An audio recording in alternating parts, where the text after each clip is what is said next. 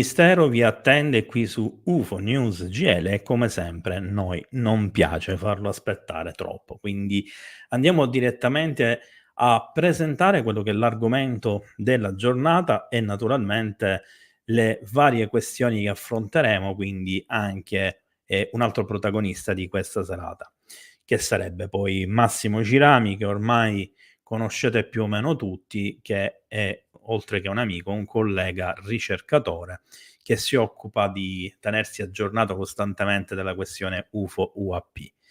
Ma naturalmente poi spazia anche lui su altri argomenti ufologici e via discorrendo. E come sempre qui con me a parlare di documenti e di notizie, in questo caso in specifico di un documento che è poco discusso, che è poco conosciuto, ma che nella realtà dei fatti è forse uno tra i documenti di dominio pubblico sempre stati sotto gli occhi di tutti ad essere decisamente più importante di molti altri. Stiamo parlando di un libro che in realtà non è un libro di ufologia, non è un libro di mistero, non è neanche un libro di ricerca. È un libro che è stato creato appositamente in questa sua seconda edizione definitiva in modo ancora, più chiaro, più netto e più nitido, con un'aggiunta particolare di un capitolo che sarà l'oggetto di discussione di questa giornata, cioè il manuale dei Vigili del Fuoco per la gestione delle situazioni generate dai disastri. Ebbene sì, infatti negli Stati Uniti già dagli anni '50 esiste un manuale che si occupa di questo tipo di gestione, di dotazione della protezione civile, di conseguenza quindi dei vigili del fuoco, e ha subito naturalmente nell'arco del tempo delle evoluzioni. La più significativa evoluzione è stata quella della seconda edizione, che ha introdotto come 13° capitolo la gestione dei disastri e dei rischi durante i presunti conflitti che possono sfociare anche in utilizzo di armi nucleari e in disastri causati dal fenomeno UFO. Avete sentito bene, disastri causati dal fenomeno UFO. E il tutto è già di dominio pubblico e sotto i nostri occhi già dal 1989-91, probabilmente nella sua edizione finale pubblicata e di dotazione dei Vigili del Fuoco, riguarda proprio quel periodo. Infatti, alcune annotazioni fanno riferimento alla guerra del Golfo del 1990-91 e ad altri fatti di quel periodo. Bando alle ciance, quindi partiamo con la puntata vera e propria, con la sigla di 8 secondi del salotto dei misteri, e ci vediamo qui con Massimo Cirami.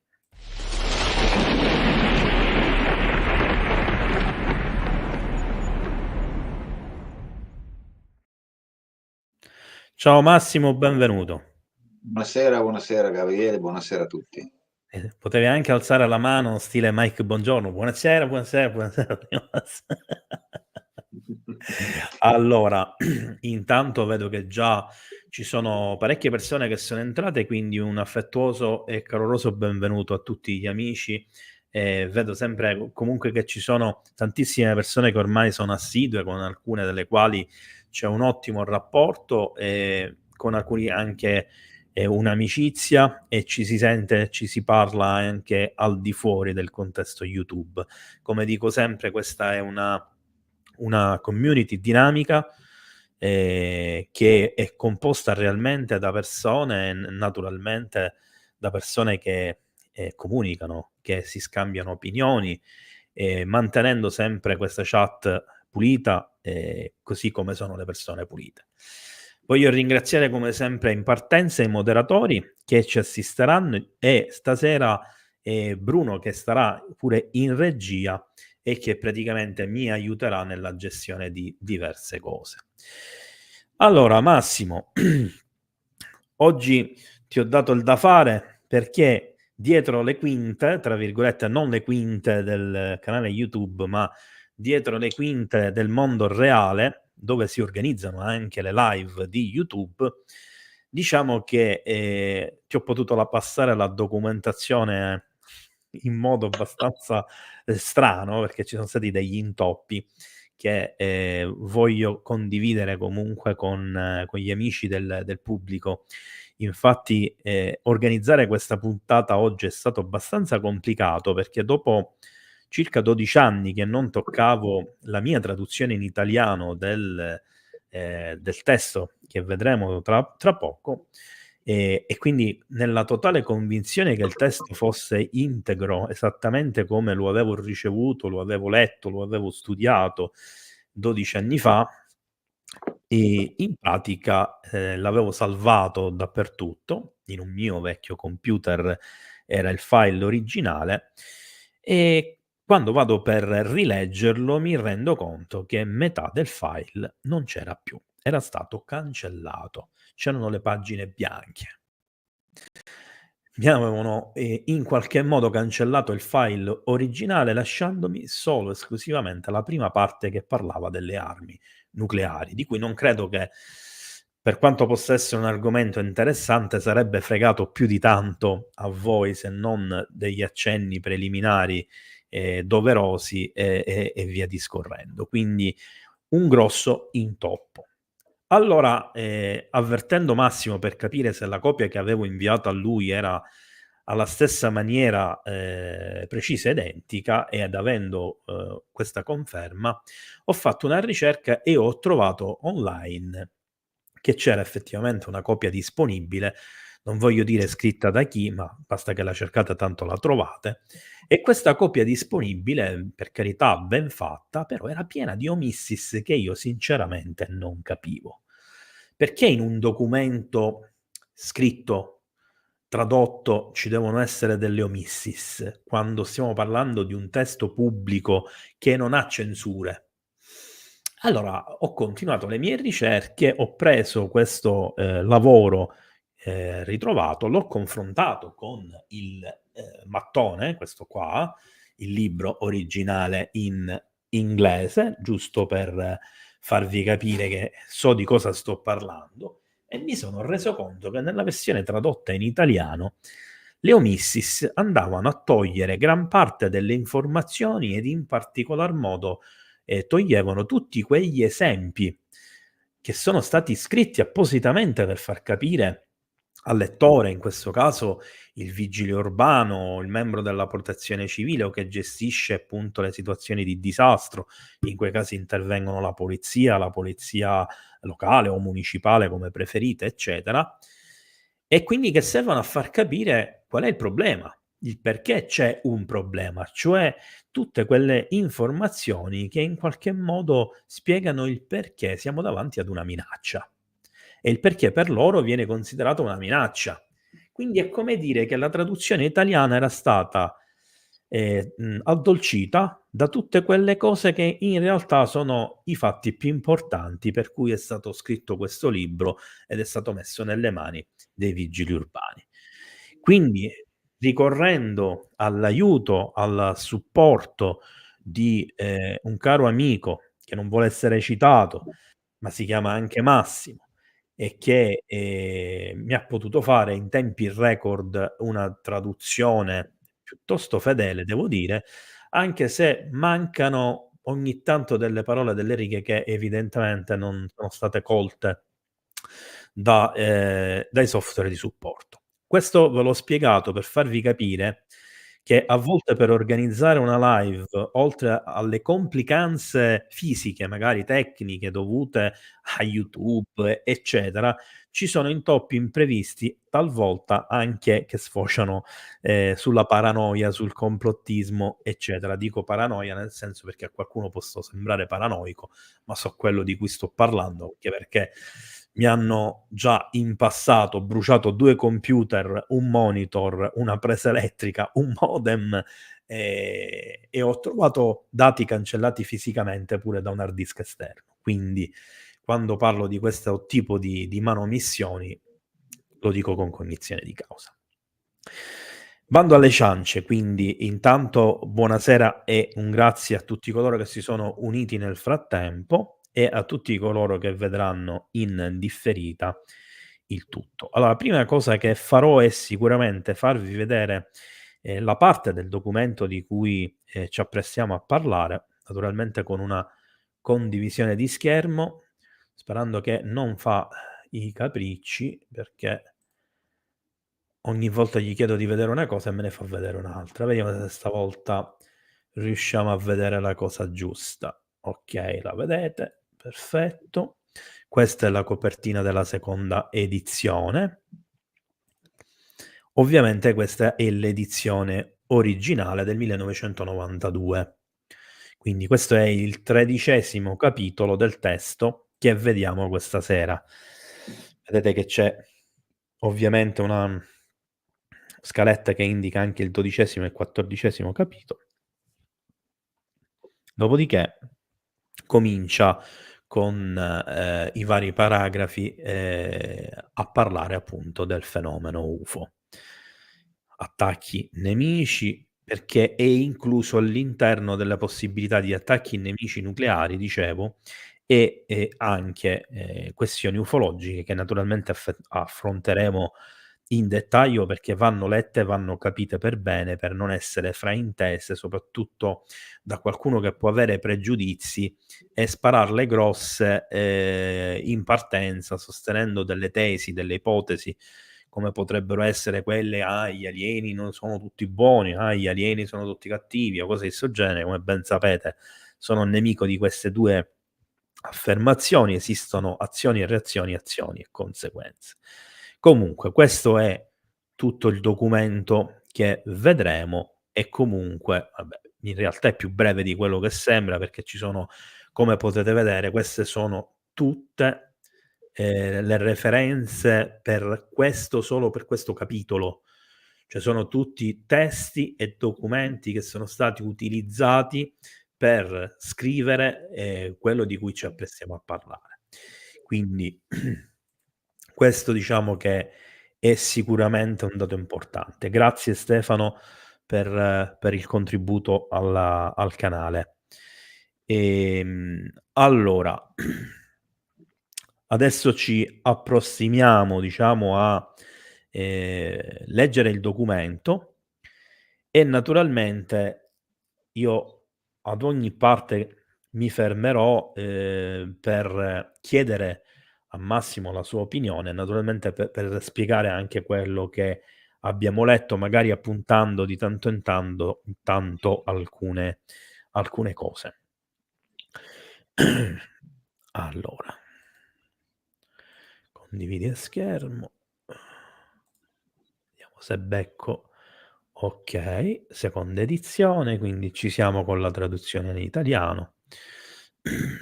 Gli autori sono il dottor William Kramer, dottore in ricerca, e Charles Baum, dottore in giurisprudenza. Saltiamo pure questa parte che non ci interessa.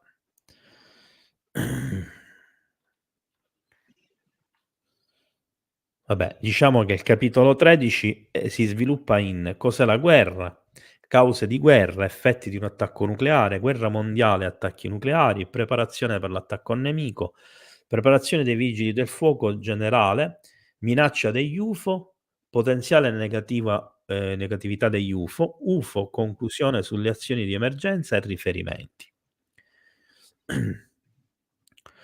Allora, è facile per noi del Nord America considerare, questa naturalmente è la premessa, la possibilità di un attacco nemico come piuttosto remota. Mentre è vero che questo continente non è stato visitato dalla morte e dalla distruzione che hanno accompagnato le guerre, qua direi le grandi guerre mondiali più che guerre passate, abbiamo scoperto in ogni generazione che le guerre sono fin troppo comuni e potrebbero effettivamente in futuro coinvolgere il nostro paese. Certamente molte parti del Nord America sono, a breve distanza dai sottomarini nucleari nemici e potremmo, nel momento meno atteso, ritrovarci improvvisamente coinvolti in un conflitto. La guerra del Golfo Persico è servita da esempio di quanto velocemente gli Stati Uniti possono ritrovarsi in un conflitto militare. Quindi c'è sempre chi afferma la necessità di proteggersi dall'indifferenza che si è sviluppata mentre il nostro paese godeva di un relativo isolamento dalle guerre precedenti. La minaccia UFO è un fatto. In questo capitolo volgeremo ora la nostra attenzione alla minaccia molto reale posta dagli oggetti volanti non identificati, detti UFO. Che esistano o meno, naturalmente c'è la prudenza dell'autore. La ben documentata e ampiamente pubblicizzata guerra radio trasmessa della Guerra dei Mondi di Orson Welles mostra come anche la percezione dell'esistenza di creature aliene possa causare condizioni di disastro molto reali e panico tra una data popolazione.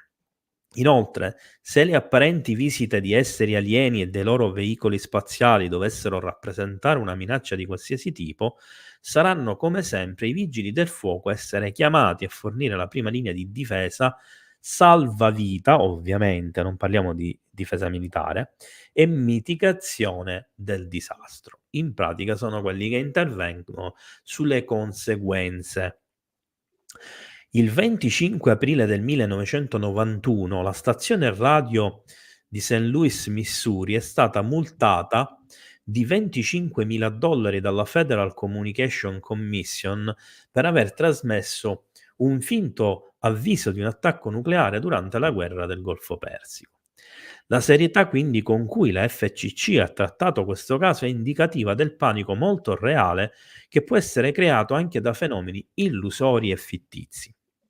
Di certo, se questi eventi inspiegabili diventano più frequenti, la possibilità di panico potrebbe essere ancora maggiore e ancora una volta i vigili del fuoco saranno l'agenzia chiamata a gestire la situazione.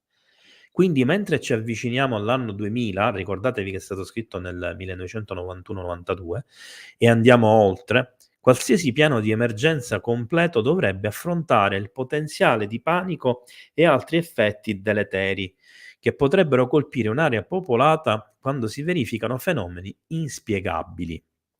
Vedremo, mentre continuiamo la nostra discussione in questo capitolo, che blackout diffusi, interruzioni delle comunicazioni e altre condizioni potenzialmente disastrose sono state collegate direttamente agli avvistamenti UFO. Pertanto, i responsabili dei vigili del fuoco che vogliono assicurarsi che la loro pianificazione in caso di calamità sia completa, non trascureranno un appendice in cui delineare le cose che potrebbero essere fatte in preparazione al verificarsi di tali fenomeni. In tutto questo libro gli autori, tuttavia, in quest'area degli UFO, del loro potenziale, ci affidiamo in gran parte alla ricerca e alle esperienze di Charles Baum. Chuck ha fatto uno studio considerevole su questo argomento e sta acquisendo numerose pubblicazioni e nastri VCR per ampliare la sua biblioteca su questo e altri fenomeni correlati. Il suo interesse per gli UFO è aumentato notevolmente quando il Congresso nel 1989 ha adottato una legge, attenzione perché questa è una cosa importante, e qui c'è il nome della legge, per l'esposizione extraterrestre, che ha conferito all'amministratore della NASA la descrizionabilità arbitraria di mettere in quarantena sotto scorta armata qualsiasi oggetto, persona o altra forma di vita che sia stata esposta a un'esposizione extraterrestre. Una legge del 1989 che ha dato questo potere al direttore della NASA. Non lo sto dicendo io, lo dice questo testo in dotazione ai vigili urbani statunitensi. Il fatto stesso che i nostri membri del Congresso ritenessero che ci fosse la necessità di autorità così drastica ha fatto sì che Chuck si chiedesse se avessero in mente solo i nostri astronauti quando l'hanno adottata, cioè che sono quelli che in teoria più di ogni altro potrebbero entrare in contatto con oggetti e qualcos'altro, potrebbe essere invece applicata a chiunque abbia avuto un incontro con un UFO. Che sia successo o meno, non è probabile che sia un argomento di divulgazione pubblica.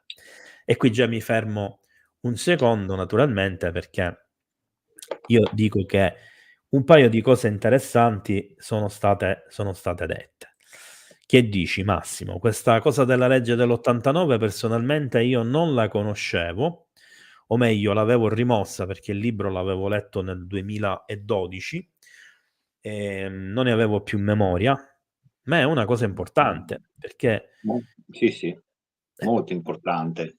E dice, questo ultimo paragrafo che tu hai appena letto dice tante cose che sono rimaste nel cassetto. Parla in sostanza degli effetti avversi da contatto con fenomeni aerei non identificati o entità biologiche non umane. E, io queste cose qua poi, tra virgolette, le ho poi riviste in una parte dei documenti che sono stati acquisiti dal Sun, che è una testata giornalistica statunitense, che dopo una battaglia legale di 4 anni è riuscito ad avere un pacchetto di 25.000 pagine su documenti ATIP, perché ATIP non è solo Luis Elizondo, ATIP è molto più allargata e hanno fatto ricerche sul paranormale, sugli alieni, sugli effetti avversi, sulle le apparizioni, chiamiamole mariane, e sui fantasmi. Ha spaziato in lungo e in largo, ma il fattore degli effetti avversi da contatto con entità biologiche non umane era largamente un pacchetto molto, molto ampio di questi 25.000 documenti. Quindi per parlare di effetti avversi vuol dire che ci sono stati. Che un effetto avverso potrebbe essere anche, come viene anche fatto vedere nel film La guerra dei mondi, un battere che può essere nocivo sia per loro che per noi.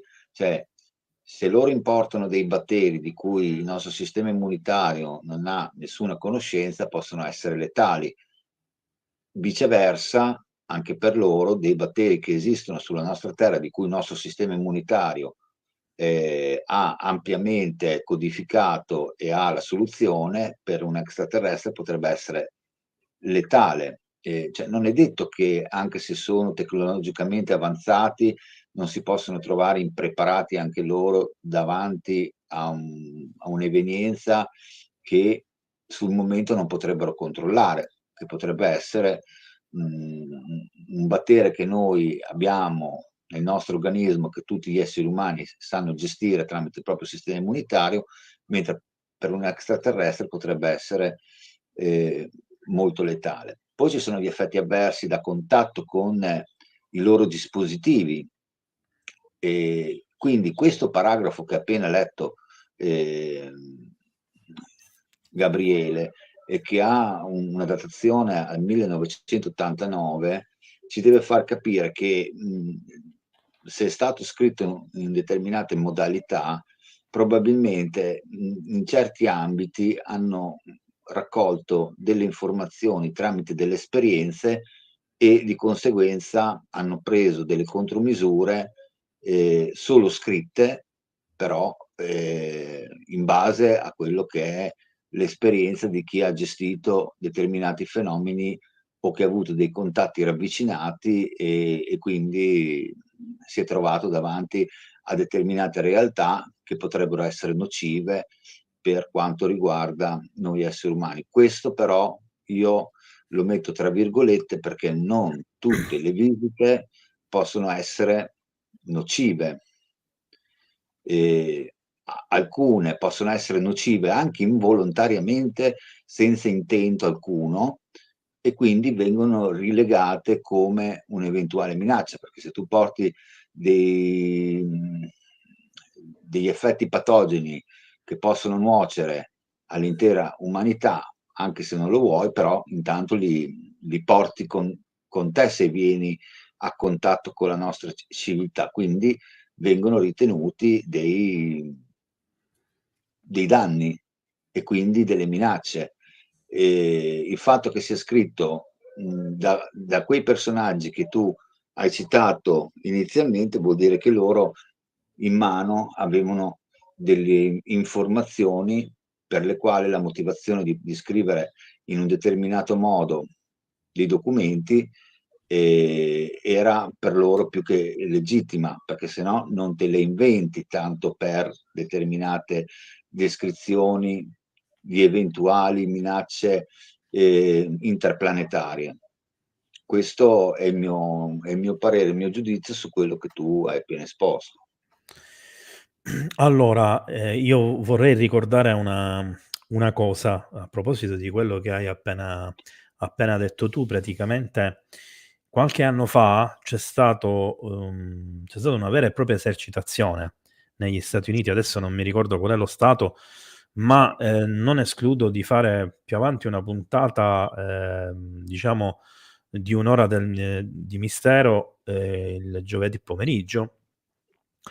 Diciamo, quindi lo posso fare tranquillamente da solo in un momento un po' più calmo e prendendo meno tempo, perché non è un argomento che richiede chissà quanto tempo per l'esposizione, che riguarda, proprio quello che hai detto, cioè, rischio di agenti patogeni provenienti da un UFO e in questo caso poi sfocia in qualcosa che agli occhi di molti sembra una barzelletta. Infatti la questione era la seguente: un presunto UFO crash si schianta sul suolo degli Stati Uniti, scaraventando gli occupanti in mezzo alla campagna e gli occupanti sono portatori di infezione virale devastante che colpisce i centri nervosi di tutte le persone, espandendosi molto rapidamente, trasformandoli in veri e propri zombie. Ora, può sembrare vero una barzelletta, può sembrare vero la trama di un film di fantascienza, anzi più di fanta-horror o addirittura di horror, ma vi posso assicurare che non solo esiste tutta una documentazione statunitense su questa cosa, ma che addirittura in uno degli stati d'America è stata fatta una vera e propria esercitazione che è durata diversi giorni, alcuni anni fa, in cui si simulava proprio questo evento. E nella simulazione di questo evento è stata, coinvolta un'intera cittadina, la Guardia Nazionale, l'Esercito, l'Aeronautica e la Protezione Civile, quindi il FEMA, e ovviamente tutti gli altri.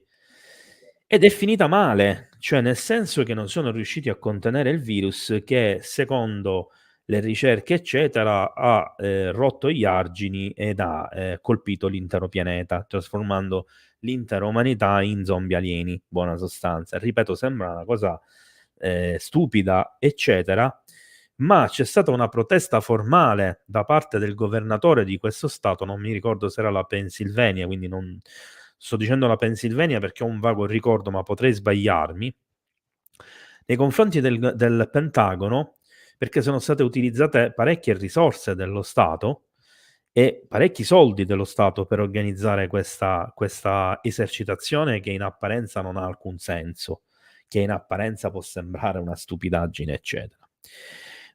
Detto questo, per fare capire che comunque, al di fuori di quella che è la nostra conoscenza, che è il nostro accesso alle informazioni più o meno credibili, ufficiali o non ufficiali, parziali o complete, eccetera, c'è un mondo là fuori che è indipendente dal fatto che noi ci crediamo o non ci crediamo, che noi abbiamo o no le informazioni.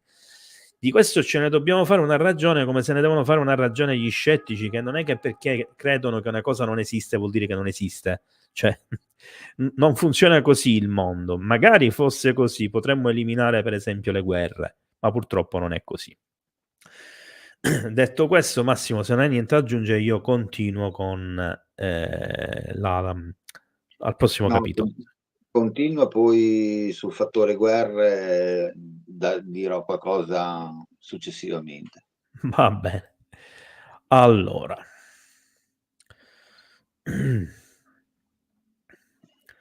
Discussioni sugli UFO. Perché ora, ricordandoci sempre che siamo al 1991-92, l'argomento degli UFO, oggetti volanti non identificati, non era incluso nelle edizioni precedenti di questo libro.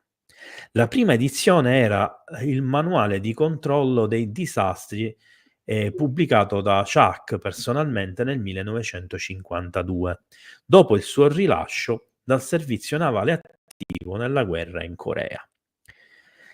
Come sempre, chi si occupa di queste cose è stato un militare di professione che ha operato in teatri stranieri, ha girato il mondo e ha fatto carriera militare un po' particolare. Sebbene i suoi servizi nel conflitto come coordinatore della sicurezza per il capo delle operazioni navali, quindi stiamo parlando di sicurezza del capo delle operazioni navali, quindi chi proteggeva le alte sfere di comando, comportassero la creazione di un'organizzazione mondiale per il controllo dei disastri per la protezione delle proprietà fisiche della Marina, bisogna ammettere che le direttive approvate per questa nuova organizzazione non riflettono alcuna preoccupazione significativa per una minaccia di dischi volanti alla sua struttura costiera. Ciò avvenne negli anni 50, però. Ora che siamo negli anni 90, è dubbio che il potenziale UFO sarebbe stato liquidato così alla leggera dalle nostre forze di sicurezza militari. Questo cambiamento invece di atteggiamento fu evidenziato già il 24 dicembre del 1959, non negli anni 90, nel 1959, quando l'ispettore generale dell'aeronautica emanò il seguente ordine di operazione e addestramento. Gli oggetti volanti non identificati, a volte trattati con leggerezza dalla stampa e indicati come tali, cioè dischi volanti, devono essere rapidamente e accuratamente identificati come seri affari per l'aeronautica. Avete capito che nel 59 uno dei più importanti personaggi del mondo dell'aeronautica militare ha fatto questa affermazione? E che ancora oggi c'è chi combatte contro questa volontà di parlare di UFO? Non c'è incertezza sulla realtà della guerra tra nazioni sul nostro pianeta e sugli effetti disastrosi delle azioni militari. Le 200 sortite effettuate ogni ora contro l'Iraq nel Golfo Persico hanno fornito ampie prove del potere distruttivo della guerra globale. D'altro canto, ci sono molte persone che potrebbero credere che una discussione sul danno teorico che potrebbe essere causato da un'invasione reale o immaginaria di UFO sarebbe strana. Ma non è così per la migliaia di testimoni di fenomeni aerei inspiegabili. Per loro è anche una questione seria. L'interesse di Chuck per gli UFO iniziò nelle prime ore del mattino del 26 agosto del 1942. Ragazzi, cioè, stiamo parlando della seconda guerra mondiale e ancora ci sbattiamo per capire se è un fenomeno vero o un fenomeno non vero, se ci sono vere testimonianze. Chi ha scritto questo manuale nelle sue prime edizioni ha visto gli UFO sin dal 1942, nella seconda guerra mondiale, mentre pattinava da casa sua alla stazione dei pompieri più vicina, a pochi isolati di distanza. Il suono delle sirene aveva segnalato il suo richiamo al servizio antincendio e con gli ordini di blackout rigorosi in vigore. Guidare non era saggio. Inoltre era molto più emozionante stare all'aperto dove poteva vedere gli spettacolari fuochi d'artificio, aerei che riempivano i cieli tutti intorno a lui. Pochi residenti degli Stati Uniti avevano mai sperimentato un'invasione reale o immaginaria di UFO, come quella che si verificò in quello che è diventato noto come il raid aereo di Los Angeles o battaglia di Los Angeles del 1942. L'esercito annunciò l'avvicinamento di aerei nemici e il sistema di allerta aerea della città entrò in vigore per la prima volta nella seconda guerra mondiale. La difesa a questo attacco è descritta in termini drammatici nel paragrafo iniziale di questo capitolo. Ma quale nemico era stato sconfitto? Nessuno lo ha mai saputo. Tutto ciò che i pompieri videro nel cielo furono le 15 o 20 cose, oggetti, sconosciuti, in movimento che sembravano cambiare rotta a grande velocità, apparentemente indifferenti alla contraerea dei proiettili esplosivi che li circondavano. Le voci secondo cui uno era stato abbattuto non furono mai verificate, né la spiegazione che questi invasori zigzaganti fossero palloncini siano mai stati presi sul serio. In ogni caso, per Chuck, quell'episodio indimenticabile suscitò un continuo interesse per gli UFO, che rivaleggiava con i suoi campi professionali di legge e protezione antincendio. Il fatto che in seguito fosse membro di un gruppo il cui avvistamento di un volo di un UFO fu autenticato dai radar dell'aeronautica contribuì a sostenere quell'interesse. Anche qui mi sembra chiaro quello che stiamo leggendo, no? Quello che stiamo dicendo. Qui si parla chiaramente di chi ha scritto che sin dal 1942 ha avuto questo interesse e che questo interesse è nato per un avvistamento. E stiamo parlando di una persona che poi negli anni '50 nella guerra di Corea ha lavorato nella sicurezza, del comando della flotta nel Pacifico. Stiamo parlando di una persona che ad un certo punto lo ha fatto diventare un interesse pari ai suoi ambiti lavorativi e che è stato incaricato dal governo di scrivere questo manuale per i vigili urbani, inserendo nella sua seconda edizione questo capitolo sulla guerra nucleare e sugli UFO e i disastri possibili, citando la famosa battaglia di Los Angeles del 1942, naturalmente evento strano, dove tra virgolette c'è questa piccola righetta che mi ha suscitato nuovo interesse, c'è quello che uno degli oggetti sarebbe stato colpito e precipitato. Anche se questa cosa non è mai stata confermata, potremmo essere effettivamente davanti a uno dei famosi 9 recuperi di cui spesso parliamo. Forse sì, forse no.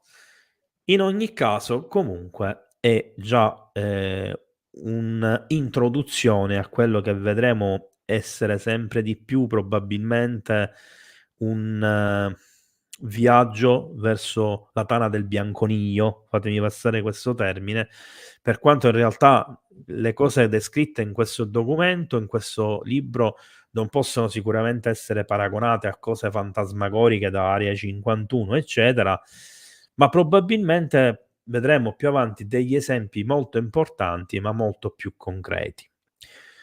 Vuoi dire qualcosa, Massimo, tu? No, tu hai citato appena adesso l'Area 51 che la gente mormora, dice che, gli artefatti sono lì. Allora, l'Area 51 in realtà oggi si presenta come, una potenziale e alta efficienza di schiera di laboratori biologici e genetici. Io ricordo che, dal 1990 al 2000 l'Area 51 ha avuto uno sviluppo visivo del 400%, quindi è una base che probabilmente è stata rimodulata per quello che, aveva come primario incarico fra gli anni '60 e gli anni '90. Poi dopo è diventata qualcos'altro. Oggi in quella base lì lavorano, ehm, genetisti, lavorano biologi. La domanda molto importante è perché si sono concentrati, nello sviluppare dei grandi laboratori. Adesso questo non lo possiamo sapere. Io sono convinto che l'introduzione di questo manuale sia la vera verità, della vera minaccia che possa essere un'interazione, con più specie, non con una specie, con più specie, perché proprio ogni specie ha la sua complessità, ha la sua provenienza di origine e con essa porta, sia delle innovazioni da studiare a livello genetico probabilmente, se ce n'è la possibilità, ma soprattutto porta quei famosi agenti patogeni di cui parlavo prima. Ehm, il fatto che questo manuale sia stato scritto in tempi, come ha detto Gabriele, molto datati, e che ancora oggi noi ci arrocchiamo sul quesito: sono reali, non sono reali, ci sono, non ci sono, ma perché non li vediamo, ma perché non si palesano, probabilmente hanno le loro motivazioni, le loro problematiche anche loro, perché se noi pensiamo che su questo pianeta sia approdata solo una razza aliena, no, probabilmente in visita su questo pianeta ci sono state molte razze, di cui non tutte hanno la base al carbonio come abbiamo noi, e quindi avevano anche le loro difficoltà a interagire con un habitat molto diverso dal loro. Quindi dobbiamo capire che loro hanno la consapevolezza e hanno scritto un manuale in base a tutte le informazioni che noi non sappiamo, che loro hanno acquisito in diverse situazioni, perché è stato tenuto sempre tutto classificato, lo è ancora tutt'oggi. Si combatte per avere più trasparenza nel 2023, nel 2024, ma di fatto sfondare quel muro burocratico e giuridico sotto il quale sono stati sepolti determinati eventi e determinate verità, ha fatto sì che lo stigma che ancora oggi imperversa nella maggior parte del pianeta, credendo che queste realtà possono essere molto più vicine a noi di quanto la fantasia fa pensare che non lo sono, è il più grosso errore che l'umanità sta compiendo. È vero che l'alieno non incide cioè proprio materialmente sulla nostra vita quotidiana, ma lo potrebbe fare tutto in un colpo, per situazioni che noi non conosciamo e che non abbiamo nemmeno percepito, perché l'ideologia che tutta questa cosa qui sia un'enorme bolla della fantasia costruttiva di alcuni esseri umani è il più grosso errore che l'umanità sta compiendo nella sua corsa quotidiana, senza porsi nessuna domanda. La riprova che questo è un errore è che oggi noi stiamo assistendo a una disclosure negli Stati Uniti, dove qualcuno sta cercando di fare il proprio dovere come dovrebbe essere fatto, ma ci fa anche rendere conto che si deve scontrare con dei dogmi di classificazione e di presa di posizione, di non parlare di determinati enti che per 80 anni hanno mandato avanti, nelle varie generazioni che si sono susseguite in quei comandi, a passare il testimone del negazione plausibile, perché per loro è una negazione plausibile, perché per due motivi: uno, perché è stato deciso così e non si poteva tornare indietro, se no si sarebbe presi dei falsi, dei bugiardi e dei poco affidabili.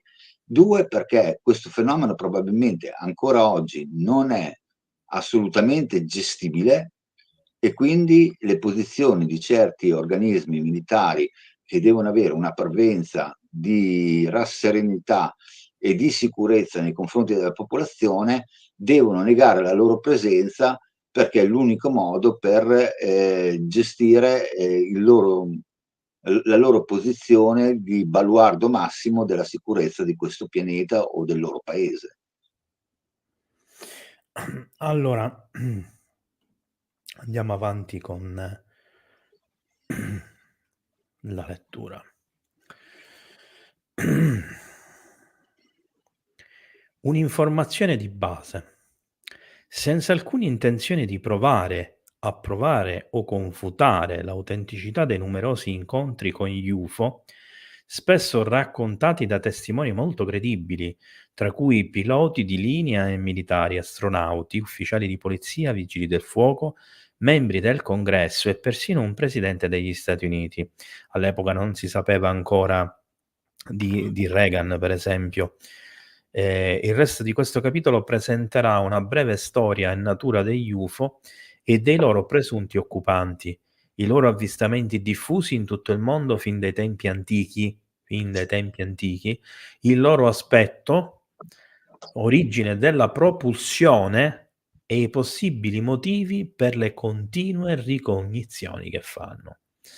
Uno sguardo veloce ad alcuni dei resoconti classici di incontri documentati in numerose pubblicazioni straniere e statunitense potrebbe aiutarci a valutare l'entità della minaccia che rappresentano, se presente, per la stabilità sociale e se è ritenuto opportuno proporre un piano antincendio per far fronte ad alcuni dei possibili effetti catastrofici degli UFO che potrebbero produrre sulle città e sulle aree densamente popolate. Per i lettori che hanno già deciso che gli UFO non esistono, nonostante le schiaccianti prove contrarie, va sottolineato che ci sono prove indiziarie che effetti disastrosi sono già stati attribuiti all'attività degli UFO in più di una nazione, compresi gli Stati Uniti. Massimo. Qua praticamente, ovviamente c'è un'introduzione alla seconda parte in cui sostanzialmente si parlerà appunto di, quegli esempi che ho, accennato all'inizio, ma la cosa che mi colpisce di più di questo paragrafo è che siamo davanti a un'affermazione che è rivolta principalmente agli scettici, a coloro che non credono nel fenomeno UFO, eccetera, e sta mettendo le mani avanti per dire: "Il problema non è nostro che dobbiamo provare, il problema è vostro che non guardate la marea di prove che ci sono e che praticamente dimostrano i fatti."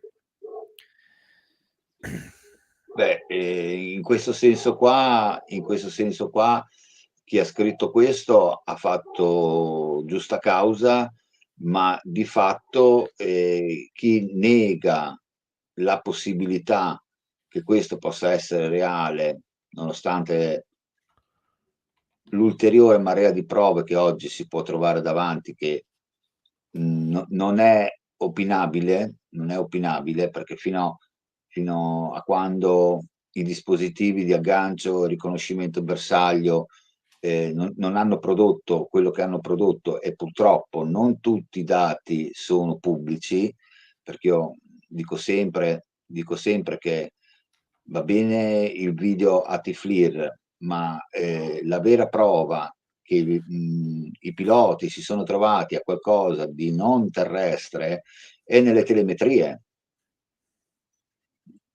Hanno sensori che possono riconoscere la superficie di un oggetto. Se quella superficie non è dentro ai nostri elementi che sono su questo pianeta conosciuti, il sensore te lo dice, che è fatta di qualcosa che non appartiene a questo pianeta, e già basterebbe quello per chiudere la pratica da dove chi sono e da dove vengono. Vengono da fuori dal nostro pianeta, dalla nostra dimensione. Non lo possiamo sapere, perché possono anche bypassare un'altra dimensione e presentarsi qua e poi rientrare nella loro dimensione, come possono essere dei viaggiatori dello spazio profondo. Questo non lo possiamo sapere, però di sicuro il sensore ti dice che quello scafo lì non è fatto con elementi terrestri, tanto per dirtene una. Questi dati qua vengono tenuti nascosti, come vengono tenuti nascosti tutti i dati di fisica cinetica delle loro manovre che fanno in volo, che non appartengono minimamente alle nostre capacità né costruttive né di dinamica di volo. Quindi già tutta questa roba qua, oggi, sarebbe la prova confutante che ci troviamo davanti a qualcuno che non è di questo pianeta, oppure una sonda che non è di questo pianeta, perché probabilmente, come abbiamo sempre ripetuto io e Gabriele, non sempre questi oggetti sono forniti da equipaggio, ma probabilmente sono sonde esplorative, di sorveglianza, chiamatele come volete, che si interfacciano con la nostra superficie terrestre, anche avendo le capacità a parecchi chilometri di distanza dal suolo da poter incamerare dati. Perché una delle difficoltà che ha la razza umana, che io parlo dei negazionisti, no? Dice, ma io non li vedo, dove sono? Che dite che volano nei nostri cieli. Ma se questi oggetti qua sono abitudinari di volare prevalentemente fra delle quote di 30.000 piedi o 50.000 piedi, che in termini di metri possono essere dai 10 ai 15 o 18 chilometri di distanza dal suolo, mi dici tu come fai, anche se hai degli occhiali belli rinforzati, a vedere questi oggetti qua a quella distanza lì e che sfrecciano a delle velocità inusuali per le nostre capacità ottiche? Non li puoi vedere. Questi incontri in volo sono da chi manovra apparecchi volanti costruiti da noi. Loro li incontrano i comandanti cargo, li incontrano i piloti, poi quando scendono a bassa quota li può incontrare anche il civile, fa il video, non sa cosa sta riprendendo, può essere di tutto, e quindi in assenza di dati telemetrici siamo sempre a piedi noi poveri civili, non abbiamo le strumentazioni per poterli riconoscere. I militari invece ce li hanno, perché nei loro database hanno quello che viene costruito anche nell'ultima settimana dalla concorrenza o che viene testato, e sanno fare un distinguo.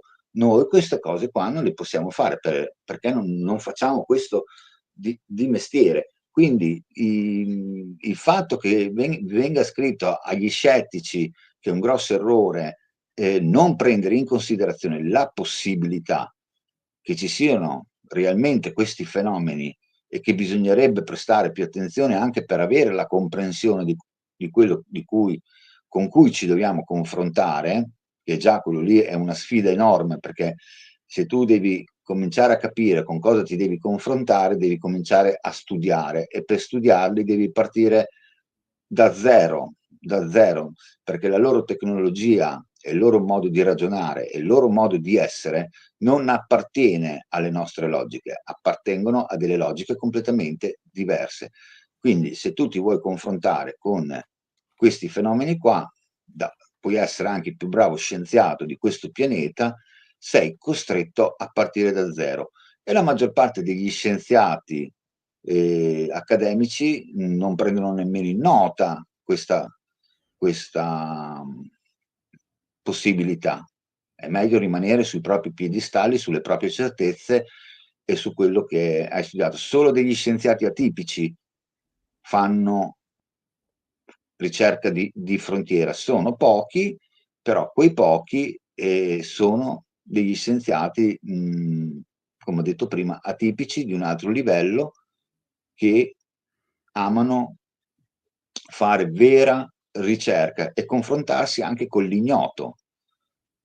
Questo per me è un atto di coraggio, di intelligenza. Chi invece cerca di scansare l'argomento ridicolizzandolo, secondo me ha poche speranze di poter mettere alla prova le capacità che abbiamo noi esseri umani.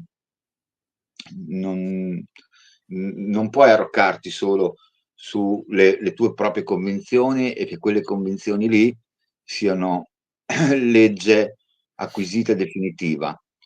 Noi spediamo una sonda nello spazio profondo, il James Telescope Webb, e ti dice che quelle che noi pensavamo che erano delle stelle sono delle galassie che sono più antiche di quello che noi abbiamo presupposto come Big Bang.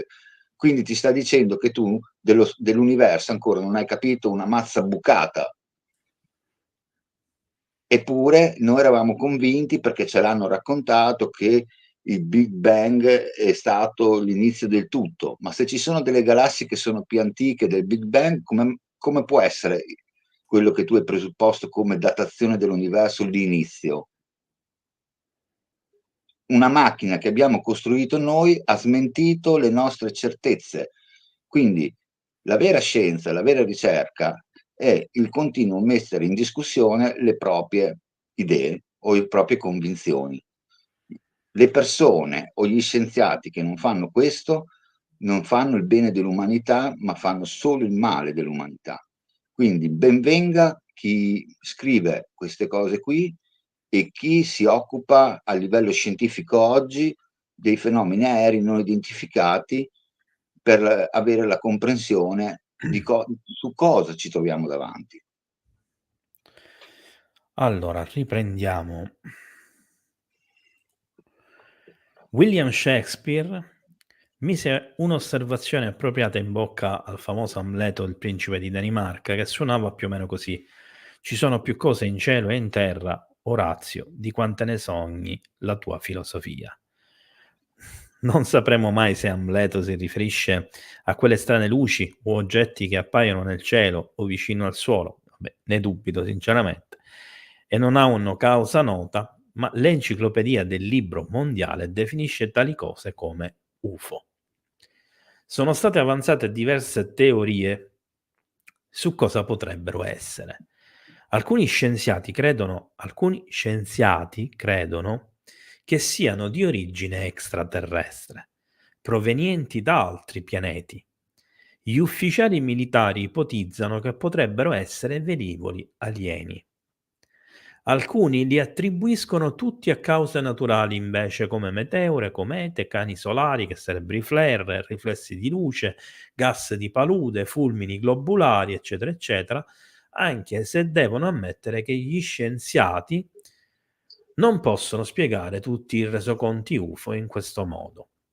Altri ancora sono inclini a credere che possono essere forme provenienti da altre dimensioni, che possono materializzarsi e smaterializzarsi a piacimento, forse effettuando una transizione di lunghezza d'onda o frequenza in modo da diventare invisibili agli occhi umani.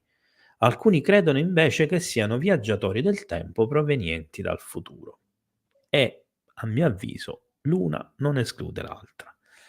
Il dottor, qua scrive Alien il traduttore, vabbè, il dottor Allen Hynek, professore emerito di astronomia presso la Northern University e consulente del Blue Book Project dell'aeronautica militare, ha adottato un sistema di classificazione molto semplice basato esclusivamente sul metodo di osservazione. Punto 1 luci notturne, punto 2 dischi di luce diurna, punto 3 incontri ravvicinati di giorno e notte, punto 4 letture radar, cioè ovvero prove radaristiche. Concluse che questo sistema non ci dice nulla sulla natura degli UFO. E aveva ragione, ma può suggerire un mezzo per raccogliere i dati. Scoprì che mentre un gran numero di tali resoconti erano facilmente identificabili da investigatori qualificati con idee sbagliate su oggetti o eventi noti, un piccolo residuo, circa 1000, non lo era affatto. Questi provenivano da testimoni credibili, provenienti da luoghi così distanti tra loro come Canada, Australia, Sud America e Antartide, concluse con: sebbene non conosca alcuna ipotesi che copra adeguatamente le prove montuose, questo non dovrebbe e non deve impedirci di seguire il consiglio di Schrödinger, che era un ricercatore, quello del famoso gatto. Se volete saperne di più a proposito, vi invito a vedere il video apposito su questo canale. Questo non dovrebbe e non deve impedirci di seguire il consiglio di Schrödinger, dicevo, essere curiosi, capaci di stupirsi e desiderosi di scoprire, che è quello che facciamo noi, tutti appassionati di questo genere di cose.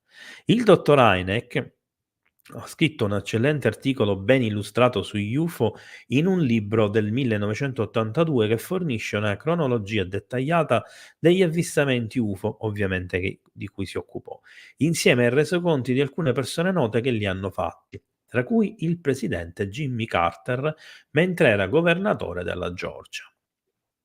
Forme degli UFO.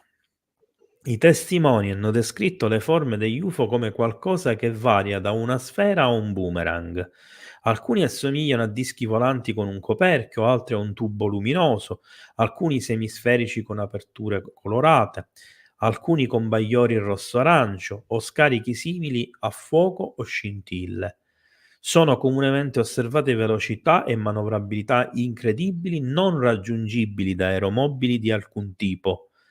Molti dei libri e degli articoli dell'appendice H, che è quella che troviamo alla fine di questo libro, contengono eccellenti fotografie di questi visitatori inspiegabili, foto che sono state verificate da esperti per la loro autenticità. E qui mi fermo nuovamente. Massimo, che ne pensi di questa parte? Che da quando è stata scritta questa parte a oggi non è cambiato nulla. Esatto. Davanti alle prove più eclatanti nessuno praticamente ci vuole No, credere. ma anche nelle descrizioni. Esatto. Cioè, le forme sono variegate. Le forme sono variegate, non c'è solo il disco volante, c'è quella boomerang, ci sono le sfere, ci sono i i mezzi a forma cilindrica che possono essere oggi codificati anche come tic tac, perché non è detto che ci sono tic tac che sono solo lunghi 12 metri, ce ne possono essere anche dei più lunghi o dei più corti, a secondo del loro uso e consumo, che noi non comprendiamo perché non abbiamo un contatto di dialogo con questi oggetti o con questi esseri che li manovrano. E quindi per me non è cambiato nulla. Cioè, oggi i piloti si trovano davanti, o chi per loro davanti a questi oggetti che venivano visti anche nel passato. Poi io, fra tutte quelle cose che han detto che possono essere viaggiatori nel tempo, ma io dico, a nessuno gli è mai venuto in mente che se questi visitatori, chiamiamoli così, siano arrivati agli albori della vita degli esseri umani, poi rimanendo qui e avendo la tecnologia per spostarsi nella linea temporale di questo pianeta, non abbiano fatto i salti dovuti e si sono presentati nei vari step temporali. Cioè, non è detto che debbano essere viaggiatori che vengono dal futuro. Probabilmente io sono anche convinto che loro non abbiano solo la tecnologia per venire dal futuro nel passato, ma che possono dal passato saltare nel futuro. Perché se loro hanno il canale per spostarsi dentro una linea temporale, lo possono fare sia in avanti che indietro. Quindi magari sono arrivati qua, dico una cifra, tanto per dare un'idea, circa 10.000 anni fa? Bene, hanno fatto vari salti nella linea temporale di questo pianeta. Cioè, per loro sono arrivati qua una volta sola, poi hanno saltato nelle varie linee temporali, poi come li vediamo apparire e spariscono, per noi diventa un mistero, ma dove vanno, cosa fanno? Magari tornano indietro oppure vanno avanti. Questo Allora potrebbe essere un'altra possibilità. allora qua c'era una cosa che mi aveva colpito, particolarmente, che riguarda il fatto che, spesso siamo davanti, diciamo, a delle affermazioni che nel tempo sono cambiate riguardo al Project Blue Book. Infatti il Project Blue Book nel tempo ha subito, diciamo, è stato, no subito, è stato modificato, la sua interpretazione, ecco, è stata modificata nel tempo a secondo del periodo storico dove ci trovavamo, no, e quindi degli eventi di quel preciso momento. In pratica quando è stato scritto il documento era, inizialmente un documento piuttosto scettico. Nel tempo questo documento, grazie alle prove schiaccianti emerse e studiate da Hynek, diventa un documento invece ufficiale che dimostra la presenza non solo di un fenomeno UFO, ma anche delle interazioni aliene. Viene consegnato il documento, eccetera, e subisce quasi subito una demonizzazione, quasi come se volessero metterlo da parte e far risaltare nuovamente il Condon che praticamente era stato precedente e che aveva avuto un ruolo preciso che era quello di smentire il mondo ufologico degli avvistamenti, eccetera. Ehm, ma nel tempo diventerà nuovamente il fiore all'occhiello dell'ufologia quando si penserà che questo documento è stato il primo, il più importante ad esprimersi perché ovviamente non si conosceva, il marasma di documentazione conservato negli archivi e delle agenzie spionistiche, del Pentagono, eccetera, che stanno emergendo ora grazie anche a questa disclosure, quindi quello era il documento principale. Ma qualche anno fa è stato nuovamente demonizzato ed infine, grazie ad una serie televisiva che è stata improvvisamente interrotta qualche anno fa, era ritornato nuovamente in auge e ci stava facendo capire un po' di cose che però non garbavano a certi ambienti esoterici e occultistici che ruotano intorno al mondo ufologico, perché si parlava troppo chiaramente di cose fisiche, materiali, esplicitamente presenti nel nostro mondo, che in qualche modo si contrappongono invece a quelle affermazioni esoteriche che necessariamente devono dipingere qualunque forma di alieno come migliore dell'essere umano, come più evoluto, come spirituale, come benevole, come benefattore, eccetera, eccetera. E non è così, ma perché nella natura non c'è solo quello, c'è l'uno e l'altro. E in effetti vedremo da qui, perché non è che si parla, attenzione, questa è una premessa, forse la devo fare all'inizio, la faccio adesso. Quando si parla di invasione aliena, ma io lo dico sempre, non stiamo parlando letteralmente di film all'Independence Day. Prima sorridevo perché ho visto nella chat che era nata una brevissima discussione sulla questione proprio di Independence Day. In realtà in questo testo, se non ricordo male, ma potrei ricordare male, viene citato proprio questo film in una occasione. Però non so se questa è una cosa che è stata aggiunta nelle ristampe della seconda edizione, magari nell'originale non c'era. Questo non lo posso purtroppo confermare in alcuna maniera. Ma si parla di, attacchi, come diceva Massimo all'inizio, anche involontari. E lo vedremo nell'arco di quest'opera perché verrà spiegato nei minimi dettagli, con eventi precisi che sono stati, riconosciuti, che sono stati documentati, che sono stati messi per iscritto, di cui ci sono dei documenti ufficiali, sono storie famose a livello internazionale, che vengono prese come esempi per farci capire quello che ci stanno, dicendo e il perché determinate cose vengono considerate una minaccia.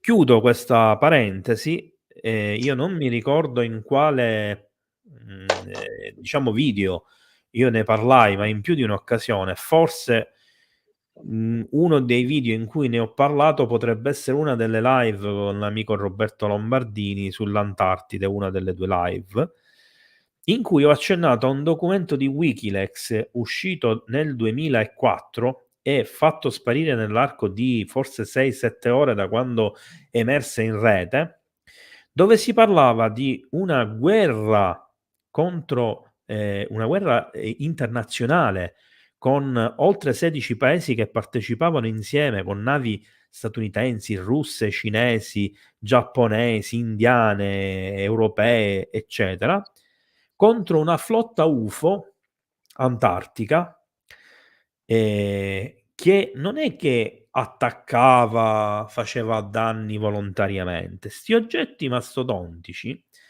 lunghi anche 1 chilometro, neri e triangolari, quando decollavano dall'acqua, innescavano delle onde talmente potenti che rischiavano di affondare le navi. E c'era una documentazione allegata a questo documento di Wikileaks che raccontava un episodio nell'Argentina dove un traghetto passeggeri con quasi 4.000 persone ha rischiato di girarsi sottosopra per un oggetto di questi. È logico che non è un attacco, non è un'invasione, ma è una minaccia concreta, perché il suo, tra virgolette, menefreghismo, il suo dell'oggetto ovviamente, sto generalizzando, poteva costare la vita a 4.000 persone. E quella è una minaccia concreta che non può essere sottovalutata, così come tante altre. Vuoi dire qualcosa tu, Massimo? Hai la faccia di chi vuole dire qualcosa. Sì, sì, hai intuito bene. No, io sono molto affezionato a livello di ricercatore a Joseph Allenaike, perché io a 16 anni ho comprato uno dei suoi libri, era il 29 aprile, lui decedeva. La cosa a me che mi ha fatto tanto pensare è che nel 1960 Condon viene incaricato di fare la relazione Condon per chiudere il progetto Blue Book. Bene, ma perché la deve fare un fisico che sia un funzionario governativo del governo quando in realtà è stato voluto un consulente scientifico come Joseph Allenaike, che inizialmente di UFO lui non ne sapeva una mazza, però Non dopo ci credeva. 29 anni, no, ma lui l'ha ammesso quando gli hanno chiesto, non dico con forza, ma con determinazione, che lui si occupasse di questa cosa, lui ha detto, ma io di queste cose non ne so nulla, come faccio a prendere in mano un discorso del genere? In 29 anni lui probabilmente ha capito determinate cose in base delle esperienze di ricerca che ha fatto facendo questo percorso, e ha scritto dei libri e ha scritto incontri, i vari livelli di incontri. Non se li può inventare, se li può anche inventare, ma Joseph era una persona molto precisa e molto severa su quello che era e quello che non era. Quindi perché alla fine della fiera non gliel'hanno fatta fare a lui la relazione finale? Ovvio, la risposta di Joseph Allenagen era nei libri che poi lui ha pubblicato. E giustamente, e giustamente quando è uscito il primo, venne attaccato dai giornalisti come un parolaio e come una persona poco affidabile. Joseph rispose ai giornalisti, ma perché io, quando ero il consulente scientifico governativo del progetto Blue Book, ero una persona affidabile e oggi che ho scritto dei libri non lo sono più? Mettetevi d'accordo. Allora, lui non ha potuto fare la relazione del progetto Blue Book perché avrebbe portato altro al governo. Non stava bene perché queste cose qua dovevano essere tenute ben in riservo. E la cosa ridicola è che nel 1960 Condon conclude la propria relazione dicendo che quei fenomeni, quella parte dei fenomeni che non erano spiegabili, non erano e non incidevano sulla sicurezza nazionale. Mentre oggi i signorini del Pentagono dicono che i video anti-FLIR non possono essere resi pubblici perché incidono sulla sicurezza nazionale. Cioè, sono stati studiati gli UFO e vengono trattati gli UFO in due epoche diverse. All'epoca non erano letali, non incidevano sulla sicurezza nazionale. Oggi invece i video che provano la loro esistenza incidono sulla sicurezza nazionale. Cioè, rendiamoci conto di come girano le frittate a seconda dello scopo che devono ottenere. Se oggi lo scopo che è da ottenere è di cercare disperatamente di rinsabbiare tutto e di poter proseguire i loro fabbisogni solo in funzione di armarsi in modo molto più eccellente delle concorrenze terrestri, sfruttando eventualmente tecnologie non di dominio terrestre. Nel momento in cui tu puoi portare una prova inconfutabile, magari un filmato di 23 minuti che ha girato un pilota, magari anche molto chiaro, e ti fa vedere determinate cose dove tu non puoi più decidere di dire che sono droni della concorrenza, non lo puoi più decidere se vedi tutto il filmato, questi filmati vengono ritenuti indispensabilmente classificati in virtù della legge per la sicurezza nazionale, la più grossa balla che può dirti un ente militare come il Pentagono. Però fa ridere che nel 60 ha mandato uno a dire: no, ma state tranquilli perché tanto, anche se sono fenomeni inspiegabili, non succede, non sono cattivi, non incidono sulla sicurezza nazionale. Oggi i piloti che li vedono operare e che non lo riescono a controllare, però ti portano dei dati che sono inconfutabili, quelli incidono sulla sicurezza nazionale. Io Sta balla che sono russi e sono cinesi, deve finire, allora, perché non c'è in nessun documento governativo statunitense che hanno le prove che sono o russi o cinesi, non ce le hanno. Quindi sono stati attentissimi a non dire, hanno solo divulgato delle voci che i mass media a pappagallo hanno stampato in tutto il mondo per poi far incazzare il generale comandante delle forze armate cinesi dicendo che anche loro li vedono e che gli americani gli vadano a dire, quelli che volano sopra la Cina, di chi sono. si spiano da soli. Allora Massimo, 2 cose. Allora, la prima è che comunque la storia, diciamo, alieni buoni, alieni cattivi, UFO buoni, UFO cattivi, in realtà ufficialmente va avanti dall'entrata in guerra degli americani nella seconda guerra mondiale, perché con l'avvento dei Foo Fighter già a voglia se lo sapevano gli americani che gli UFO erano una minaccia.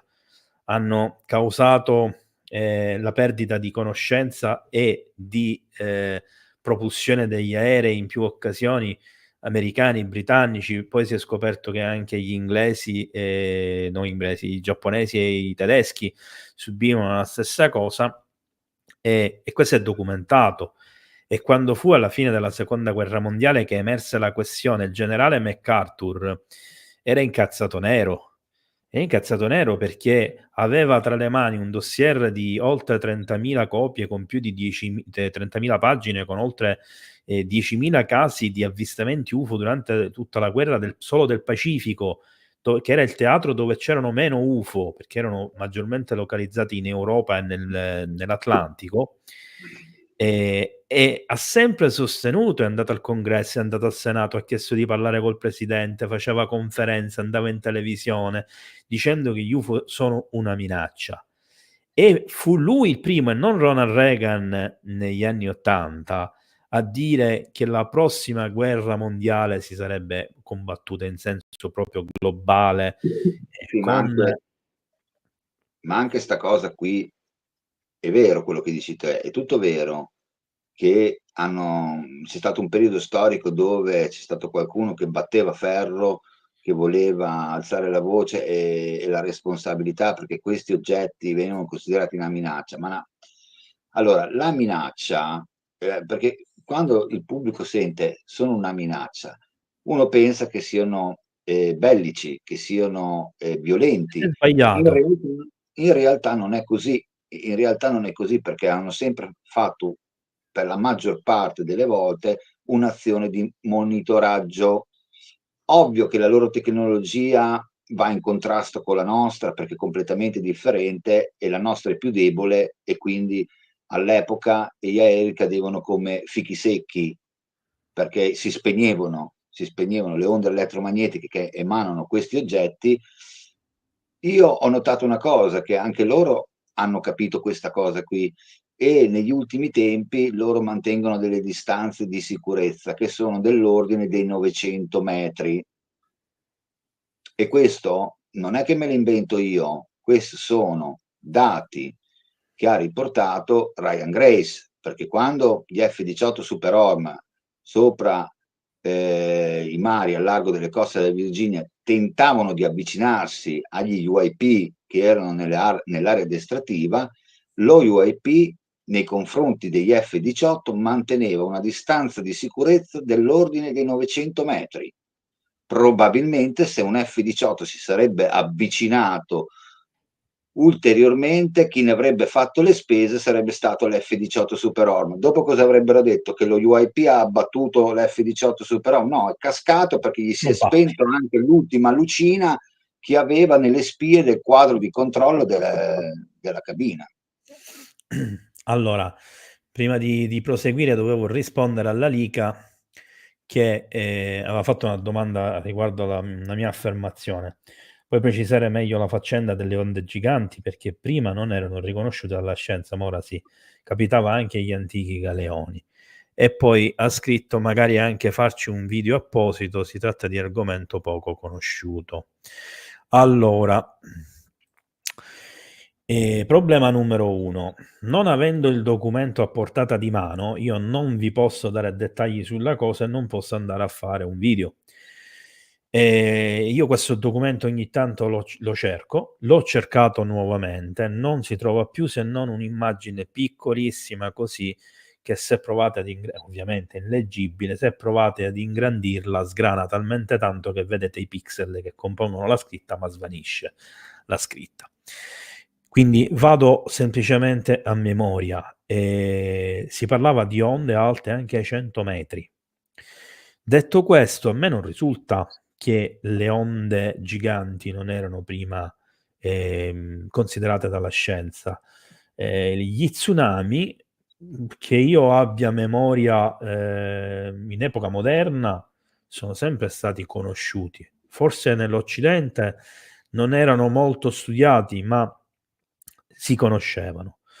Si conoscevano pure in epoca antica. Solo che in epoca antica, quelle che sono le nostre testimonianze, quelle diciamo europee, come può essere la cultura greca, romana, egizia, etrusca, eccetera, erano rarissimi questi fenomeni, perché l'unica cosa nel Mediterraneo che poteva generare uno tsunami era un'eruzione vulcanica esplosiva di un vulcano che naturalmente si trova o in acqua o sulla costa.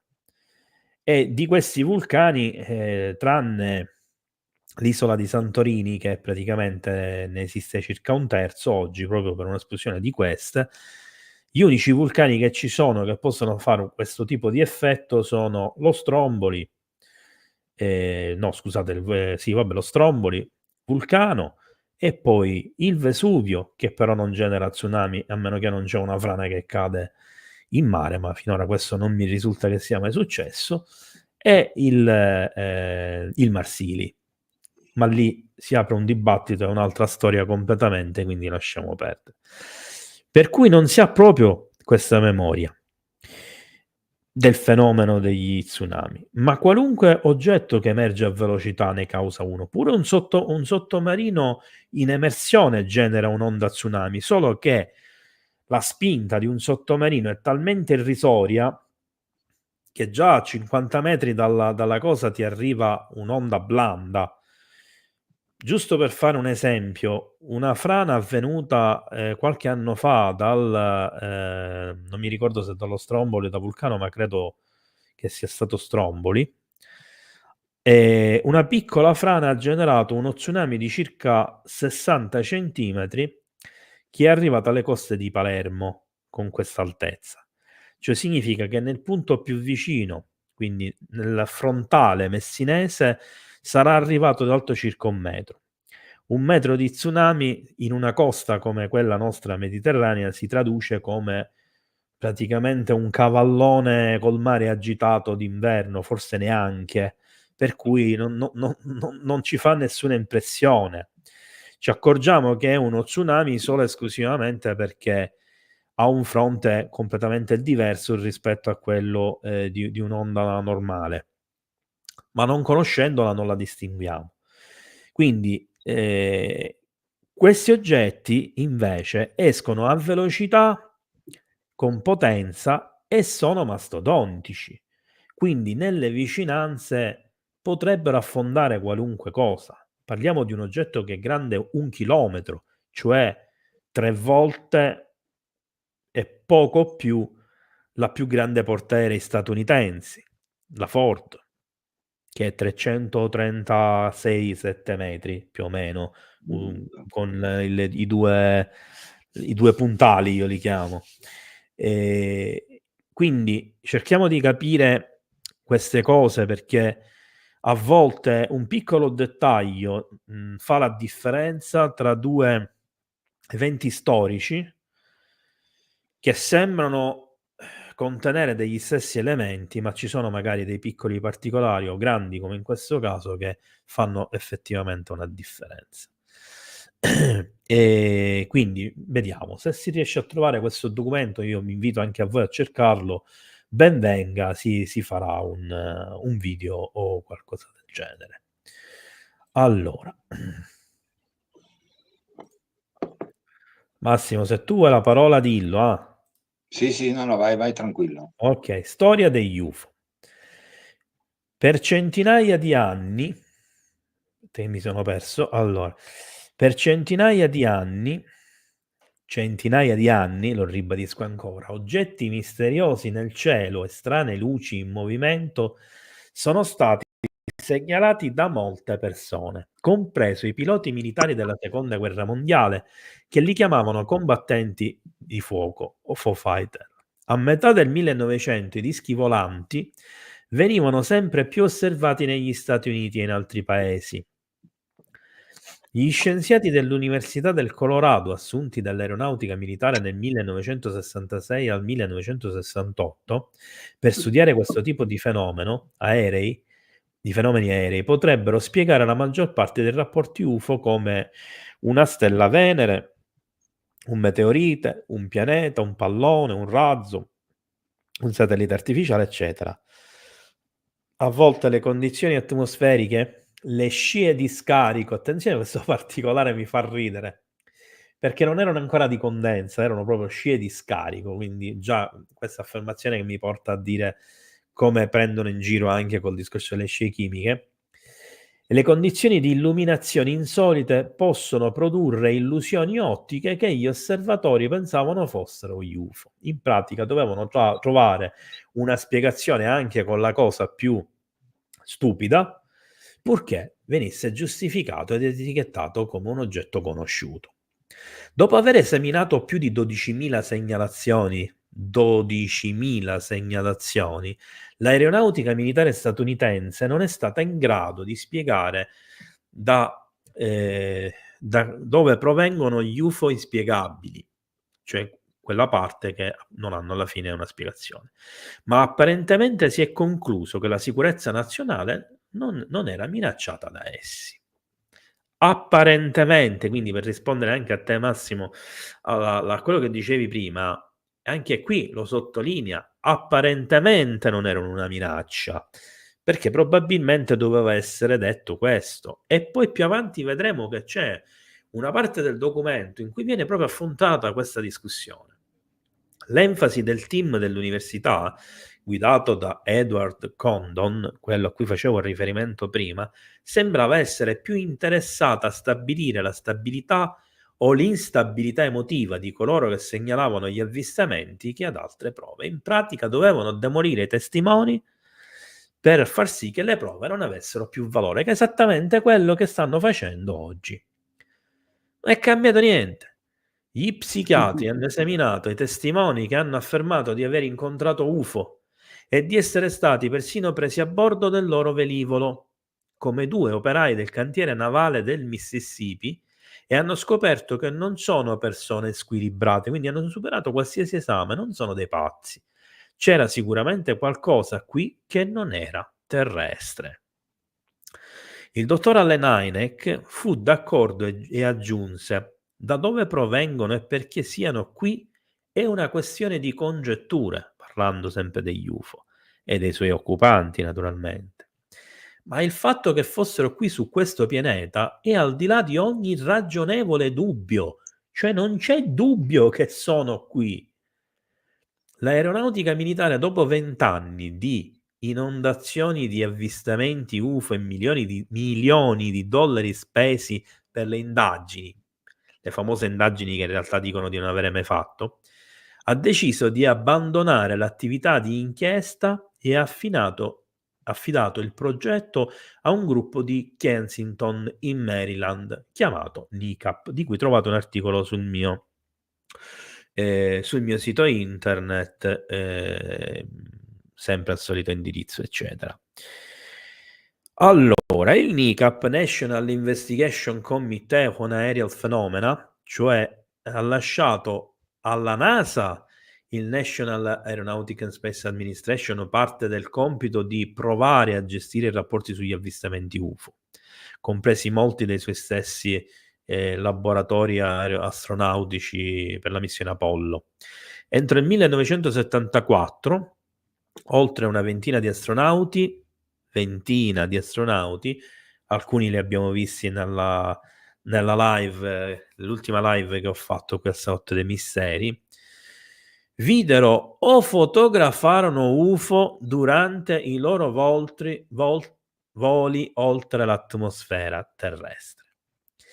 All'inizio della missione Apollo, che culminò con la passeggiata sulla Luna, Apollo 11, gli astronauti Neil Armstrong, Edwin Aldrin e Michael Collins segnalarono avvistamenti di quello che sembrava essere un UFO durante la prima metà del loro volo verso la superficie lunare, che Houston, aggiungo, si affrettò a dire, come al solito per giustificare la cosa, che si trattava di una parte dello stadio che si era sganciato, credo, 8 ore prima, che in realtà già si trovava dall'altra parte dell'emisfero.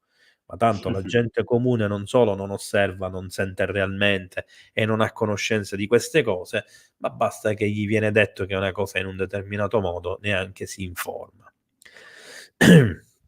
Ci furono molti altri avvistamenti da parte di astronauti statunitensi e sovietici.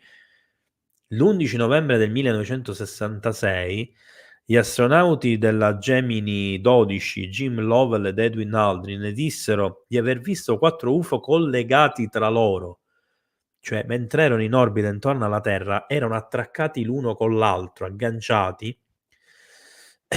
Il 12 ottobre 1964 3 astronauti russi a bordo della navetta Vostok, la traduzione sbagliata, riferirono di essere stati circondati da una formazione di oggetti a forma di disco in rapido movimento.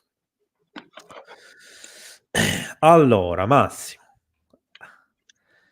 analizziamo questa parte, la storia degli UFO, UFO Fighter e il discorso del NICAP, della NASA, degli astronauti, anche quelli russi, di cui non si parla sostanzialmente mai, perché si Certo. parla sempre di astronauti americani, degli avvistamenti degli astronauti americani, eccetera, ma in realtà non è così semplice la cosa. Io sono dell'opinione che, chi ha volato dentro la nostra atmosfera a certe quote e chi è andato addirittura fuori, non dico tutte le volte, ma, ci sono state parecchie occasioni dove hanno avuto degli incontri. Ovvio che parliamo di eventi datati dove il veto della NASA era quello del governo, era quello di, non far trapelare queste cose. Gli astronauti erano, perennemente invitati a non rilasciare nessuna dichiarazione pubblica in merito alle loro esperienze e sappiamo quali potrebbero essere le conseguenze.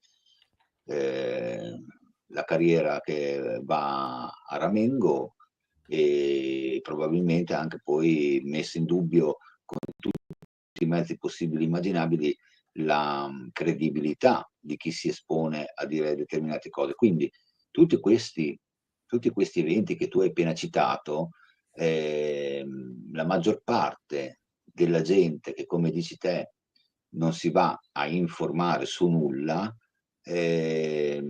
oggi se le sente citare da te su dei testi scritti da degli autorevoli professori, pensa che tu stai leggendo un fumetto, perché non ce n'è memoria mediatica, non ce n'è mai stata memoria mediatica se non negli ultimi tempi degli UFO.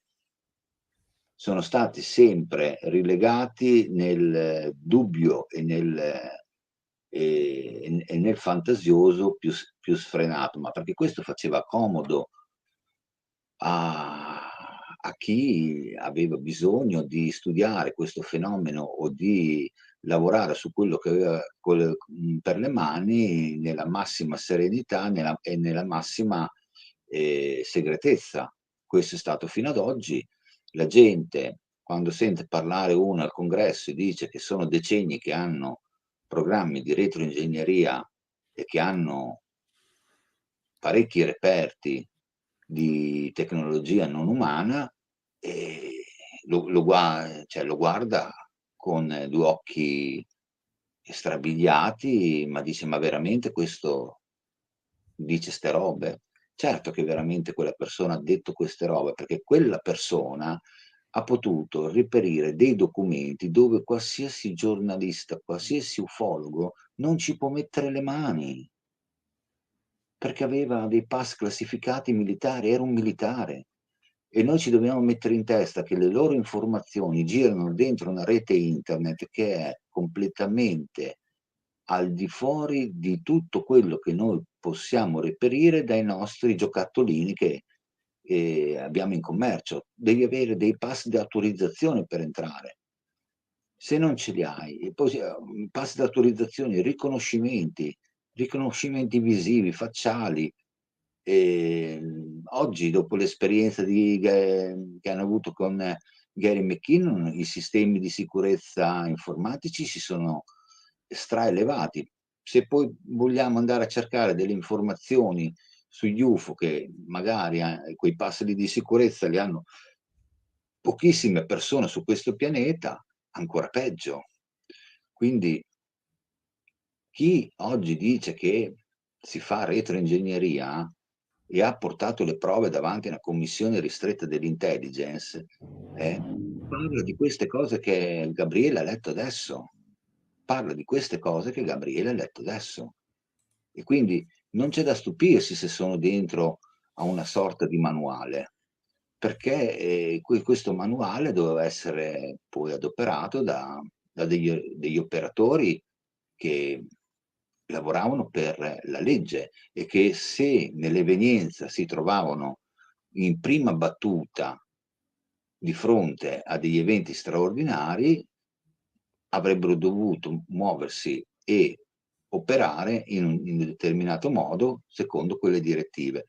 Poi sappiamo tutti che un pompiere, un vigile, un poliziotto, come seconda mossa, chiama le autorità preposte, che poi faranno scattare gli organi preposti per il recupero e, e lo stoccaggio nei siti preposti, e senza che nessuno si possa avvicinare più di tanto. Ovvio che dopo un poliziotto o un vigile del fuoco che ha un'esperienza straordinaria di un certo tipo, gli verrà anche poi intimato di non farne parola. Questo è stato così per decenni, e fin quando non si abbatterà lo stigma definitivamente sarà ancora così, perché ognuno si tiene la propria poltrona, il proprio stipendio stretto, perché è lì che ti ricattano, è lì che ti mettono con le spalle al muro. E questa è la realtà, ma a tutti i livelli operativi. Ma sapete voi quanti piloti vorrebbero parlare, che sono in servizio attivo, e se lo fanno gli salta la carriera e di conseguenza anche la pensione? E non solo Quindi piloti.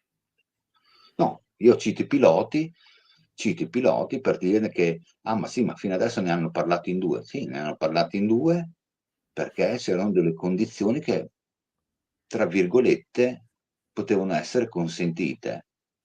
Altri che sono magari in servizio attivo non possono andare al New York Times come ha fatto Ryan Grace. Certo. Beh, però volevo dire che in realtà non sono solo loro 2, perché ce ne sono stati altri, tra cui c'era quella che, era in volo con, Alex come si chia Dietrich. sì, e poi c'è anche l'istruttrice di volo, che ha fatto delle dichiarazioni sugli avvistamenti UFO, quella bionda che non mi ricordo come si chiama. Però non me la ricordo nemmeno io. Ce ne sono diversi. Diciamo che, come hai detto tu, loro hanno avuto la possibilità di, accessi particolari, e quindi hanno avuto anche, una spinta e una sicurezza di poterlo fare, perché Ma perché il momento in cui l'hanno potuto fare era favorevole. Se sì, sì. l'avrebbero fatto in un altro momento, avrebbero preso una bastonata nei denti, nelle gengive anche loro, eh. Allora, andiamo a continuare la lettura del documento. Oltre al NICAP, alcune delle altre organizzazioni che studiano i fenomeni UFO, come il MUFON, il CAUS, il CSV, il CUFOS, l'APRO, eccetera, quindi sono tante, alcune sono locali, altre sono più diffuse, eccetera. Allora, perché questa segretezza? Se ci sono tante associazioni che studiano il fenomeno pubblicamente, alcune delle quali addirittura su richiesta di, appunto, il Pentagono, il governo, eccetera. Nel loro libro UFO sopra l'America, gli autori Jim e Carol Lorenzo, questa ascoltate bene perché è una parte secondo me importante, accusano la Central Intelligence Agency, la CIA, di essere stata strettamente coinvolta nella raccolta e nella soppressione di informazioni sugli UFO. E finora questo, bene o male, lo abbiamo capito, lo sappiamo dai testimoni, dalle voci, dai documenti, ne abbiamo parlato in altre live con Massimo, in altri video anche io da solo. I testimoni dei fenomeni sono stati corrotti, costretti e minacciati dalla CIA, che voleva che le prove preziose fossero fornite solo a loro, neanche all'aeronautica, al Pentagono, solo alla CIA. Una delle ragioni addotte è che l'intelligence militare potrebbe considerare gli UFO come uno strumento di un'organizzazione nota o sconosciuta, quindi un potenziale nemico. Attenzione, se questi veicoli si dimostrano evasivi e furtivi, ancor più ragione per sospettarli. La probabilità quindi che elementi dietro questi veicoli possano benissimo raccogliere informazioni di loro proprietà è alta. Cioè, la CIA non voleva che queste informazioni sugli UFO andassero in mano ai servizi segreti militari, perché la paranoia dei servizi segreti militari li avrebbe portati ad utilizzare queste informazioni per scopi che non specificano, ma che a loro non erano graditi. Un altro motivo di segretezza potrebbe risiedere nella speranza di ottenere conoscenze relative a metodi di propulsione avanzati e sistemi antigravità prima che altri potenziali nemici sulla Terra possano acquisirle, che è esattamente quello che sta avvenendo oggi con la retroingegneria affidata alle, diciamo, grandi industrie come la Shank Works, la Lockheed Martin, eccetera. Quindi, sebbene molte nazioni stiano segretamente indagando sugli UFO, molte nazioni stiano indagando segretamente sugli UFO, già lo dicevano nel '92, sono riluttanti a condividere le loro scoperte. Ognuno si tiene le sue, non si condivide. Robert Lofton, nel suo libro Dischi volanti identificati, sostiene che l'aeronautica militare è diventata il capro espiatorio nello sforzo della CIA di smentire molti avvistamenti da parte di piloti, tecnici radar e osservatori civili affidabili. Pensa che la soppressione delle informazioni su quanto possano essere pericolosi gli UFO sia sbagliata. Dopo aver citato un caso in cui una bambina è stata ustionata sul 50-60% del suo corpo da un UFO che volava basso e poi portata in un ospedale dell'aeronautica militare, nessuno ha voluto spiegare perché i suoi vestiti non erano stati bruciati nello stesso momento. Una cosa che mi ha fatto riflettere su un dettaglio. È la stessa situazione, tra virgolette, perché ovviamente la bambina si è soluzionata e non è morta, non è scomparsa, che avviene nella guerra dei mondi, dove l'energia in quel caso è irradiata attraverso un'arma e non dall'oggetto in sé, quando colpisce le forme di vita le disintegra, ma tutto ciò che indossano rimane integro. Era solo un appunto che vi volevo far notare. Descrive anche un altro caso di ustione in New Mexico di un altro uomo che ha ricevuto di recente un colpo simile a un martello che lo ha reso incosciente attraverso il campo di forza di un UFO di 100 piedi di diametro, cioè era sufficientemente vicino da essere colpito e abbattuto per terra e svenire dalla botta, come se avesse ricevuto una martellata fortissima, dal campo di forza. Il pubblico dovrebbe essere informato di questo pericolo, ci dice. Niente aiuta le voci e il panico più dell'ignoranza, al contrario di quello che invece dicono che le persone istruite del fenomeno UFO andrebbero nel pallone. Prima di continuare, però, voglio dire una cosa io, da ricercatore. Non è che perché qui abbiamo visto questi due casi sono due rarità. I casi di contatto alieno in cui ci sono persone che sono state colpite, ustionate, oppure addirittura proprio bruciate, che hanno perso i capelli, che gli sono cadute le unghie delle mani, che che hanno ricevuto dei marchi, delle cicatrici, eccetera, come le questioni dell'abduction, ma anche che sono diventati ciechi, sono stati colpiti volontariamente da esseri che li hanno accecati, vero è che magari imbracciavano delle armi da fuoco, attenzione, ma di queste storie ce ne sono migliaia e migliaia in tutto il mondo e non dobbiamo dimenticare i casi come Colares, con centinaia di persone ferite, con problemi del sangue, leucemie, c'è scappato il morto, si parla di chiare aggressioni UFO, eccetera. E anche in quel caso non è l'unico caso. Se vi andate a vedere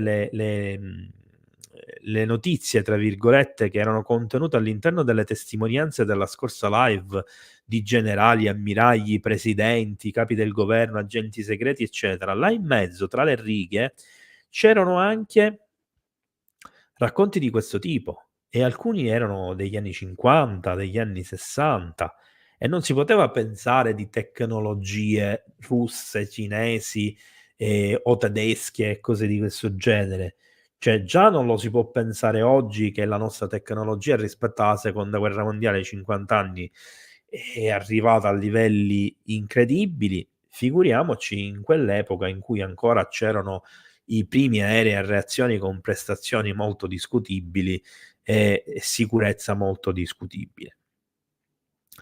Il maggiore Donald Keoe descrive nel suo libro Alieni dallo spazio la vera storia di un alieno non identificato, di un oggetto alieno non identificato, e le difficoltà che ebbe nel 1957 nel tentativo di ottenere la verità delle agenzie governative dopo essere stato direttore del NICAP, cioè gli viene affidata la direzione di un'organizzazione che è praticamente direttamente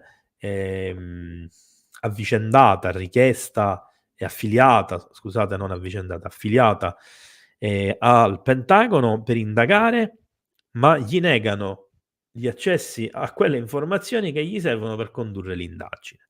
Anche qua sembra di rivedere la stessa storia con le questioni legate all'Aro, eccetera. Secondo alcuni ufologi, i tentativi di occultamento non hanno avuto luogo di estendersi alla distruzione di prove che non poteva confiscare. Apparentemente ad alcuni dei leader più importanti della nostra nazione, cioè i presidenti degli Stati Uniti, è stato negato l'accesso ad alcuni dei segreti UFO in possesso di un'agenzia degli Stati Uniti. Di un'agenzia la cui stessa esistenza è classificata al di sopra del suo top secret. Attenzione, qua non si sta parlando di CIA, qua si sta parlando di un'organizzazione segreta al di sopra di tutte le altre, talmente segreta di cui non si conosce né il nome né la tipologia. Il senatore Barry Goldwater, che abbiamo visto anche nella scorsa live in una sua dichiarazione testimoniale sugli UFO, che fu generale di brigata della riserva aeronautica, era in pensione, pilota con decenni di esperienza in volo, che è stato citato mentre diceva certamente credo negli alieni nello spazio, potrebbero non assomigliarci, ma ho la netta sensazione che siamo andati oltre le nostre capacità mentali, ha detto che gli è stato negato il permesso di controllare i file dell'aeronautica, cioè dell'USAF, sugli UFO. E ha aggiunto: penso che siano in corso alcune indagini governative altamente segrete sugli UFO di cui non siamo a conoscenza. Ancora una volta sembra di vedere la stessa storia. Cambiano gli attori, ma la storia è sempre la stessa. Ha detto che riponeva fiducia nei resoconti dell'aeronautica, della marina e dei piloti commerciali che hanno riferito di casi in cui un UFO volava vicino a loro, proprio dall'ala del loro aereo, e poi si allontanava a velocità incredibile. Qui sembra di sentire le parole di Trump di questi giorni, che ha sentito mentre era in mandato presidenziale alcuni dei piloti della marina e dell'aeronautica che gli hanno detto la stessa identica cosa. Ricordo il caso in Georgia negli anni 50 di un aereo della Guardia Nazionale, attenzione, questo è un caso storico vero, comprovato, quando 4 aerei militari indagarono su un UFO, uno di loro esplose a mezz'aria e nessuno ad oggi sa il perché. Scatenato dalla politica della glasnost, la trasparenza, maggiore apertura, i media sovietici, stiamo parlando dell'era Gorbaciov ovviamente, della fine dell'Unione Sovietica, si sentirono liberi di includere resoconti di avvistamenti UFO e cominciarono a parlare liberamente, come la TASS, che parlò di un rapporto del 10 ottobre del 1989 che segnalava una grande palla di fuoco o un disco lucente che aleggiava su un parco a Voronezh, di cui trovate un video qui sul canale e un articolo esplicativo sul mio sito internet. I residenti che hanno visto l'UFO che atterrò e 3 creature simili ad esseri umani accompagnate da un robot. A quanto pare i russi non hanno ritenuto necessario sopprimere questo rapporto, che è stato preso in giro dai notiziari, eccetera, ma non negli Stati Uniti. Cioè, questa cosa fa ridere. C'è in tutto il mondo che, diciamo, ufficialmente non si occupa degli UFO e quasi sfotte chi se ne occupa, senza quasi. Ha deriso la notizia che arrivava dall'Unione Sovietica. E gli americani che dicono che non se ne sono mai occupati, che non è un fenomeno vero e che è riconducibile ai russi, ai cinesi, eccetera, eccetera, ufficialmente sono stati gli unici che hanno preso sul serio l'atterraggio di 3 esseri alieni e un robot con un disco volante a Voronezh in Unione Sovietica. Cioè, vi rendete conto della doppia facciata sia nostra, tra virgolette, europea, che statunitense? Allora, e con questa abbiamo finito la prima delle 3 parti, in realtà 2 perché nella terza c'è solo un pezzettino. Quindi Massimo, se tu vuoi dire qualcosa così io nel frattempo mi carico anche la seconda pagina. Ma, tutti questi eventi che tu hai descritto, che sono, accaduti realmente, sono nel dimenticatoio più totale, della maggior parte delle persone, perché, non c'è una storicità mediatica. E l'unico sì è quello russo, l'ultimo che hai citato tu, che lo conoscevo anch'io e che ha avuto risonanza, e probabilmente gli americani l'hanno preso in modo molto serio perché avevano già in dotazione le tecnologie per vedere quell'oggetto dove va, dove atterra, eccetera, eccetera. Quindi sapevano che era atterrato in Russia. Ehm, sì, loro gli statunitensi hanno sempre doppia facciata. Il fenomeno UFO non esiste, però noi, lo monitoriamo. Ufficialmente non esiste, ma noi lo monitoriamo. Non si sa quanti soldi spendono, non si sa quanti soldi spendono. Questa famosa organizzazione che è al di sopra anche delle più note, che tratta solo ed esclusivamente il fenomeno UFO, sarebbe interessante vedere dove ha l'approvvigionamento dei fondi per sostenersi. Ora, io l'ho già detto in diverse live, da certi conti e da certi fondi che vengono stanziati alla difesa spariscono 400 miliardi di dollari, 400 miliardi di dollari ogni 2 anni, che non sono noccioline.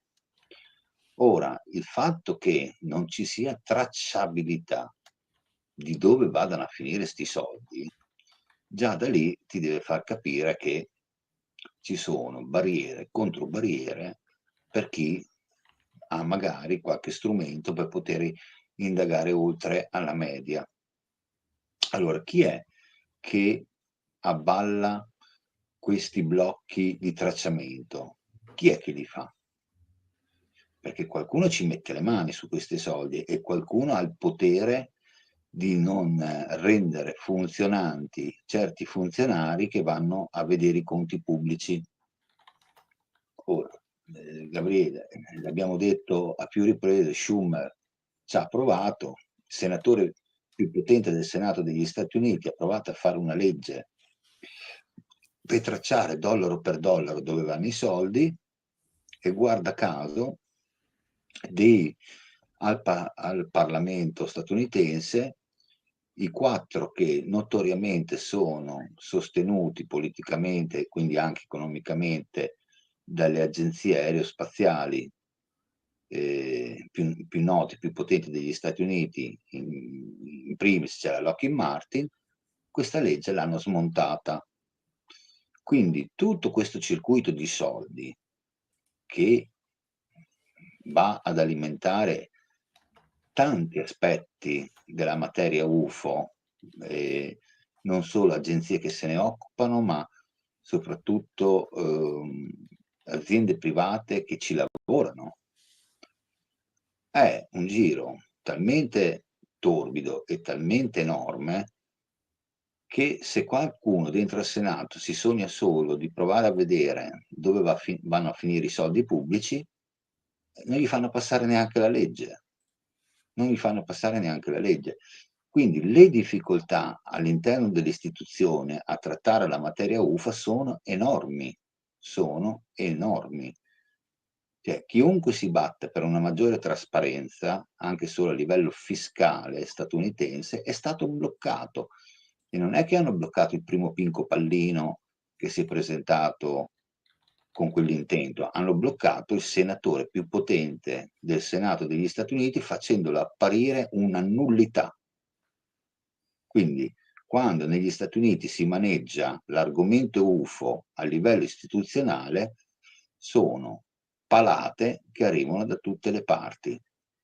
E il problema è uno, che t'arrivano le palate in fronte, ma non sai chi te le tira. È quello il problema. Allora.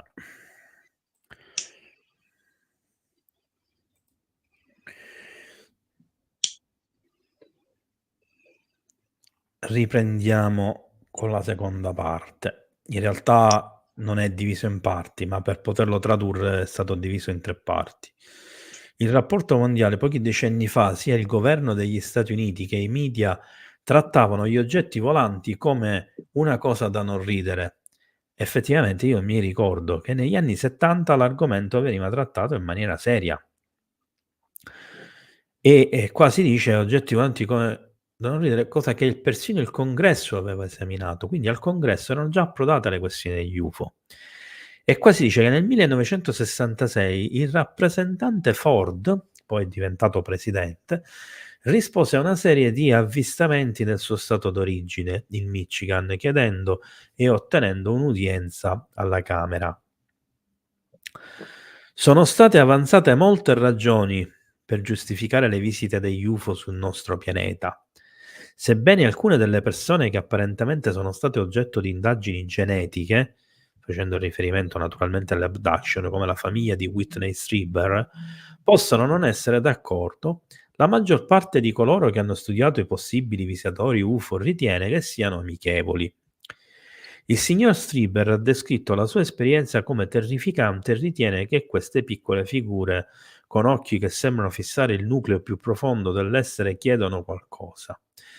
Qualunque cosa sia, è più di una semplice informazione. L'obiettivo non sembra essere una sorta di scambio chiaro e aperto che potremmo aspettarci.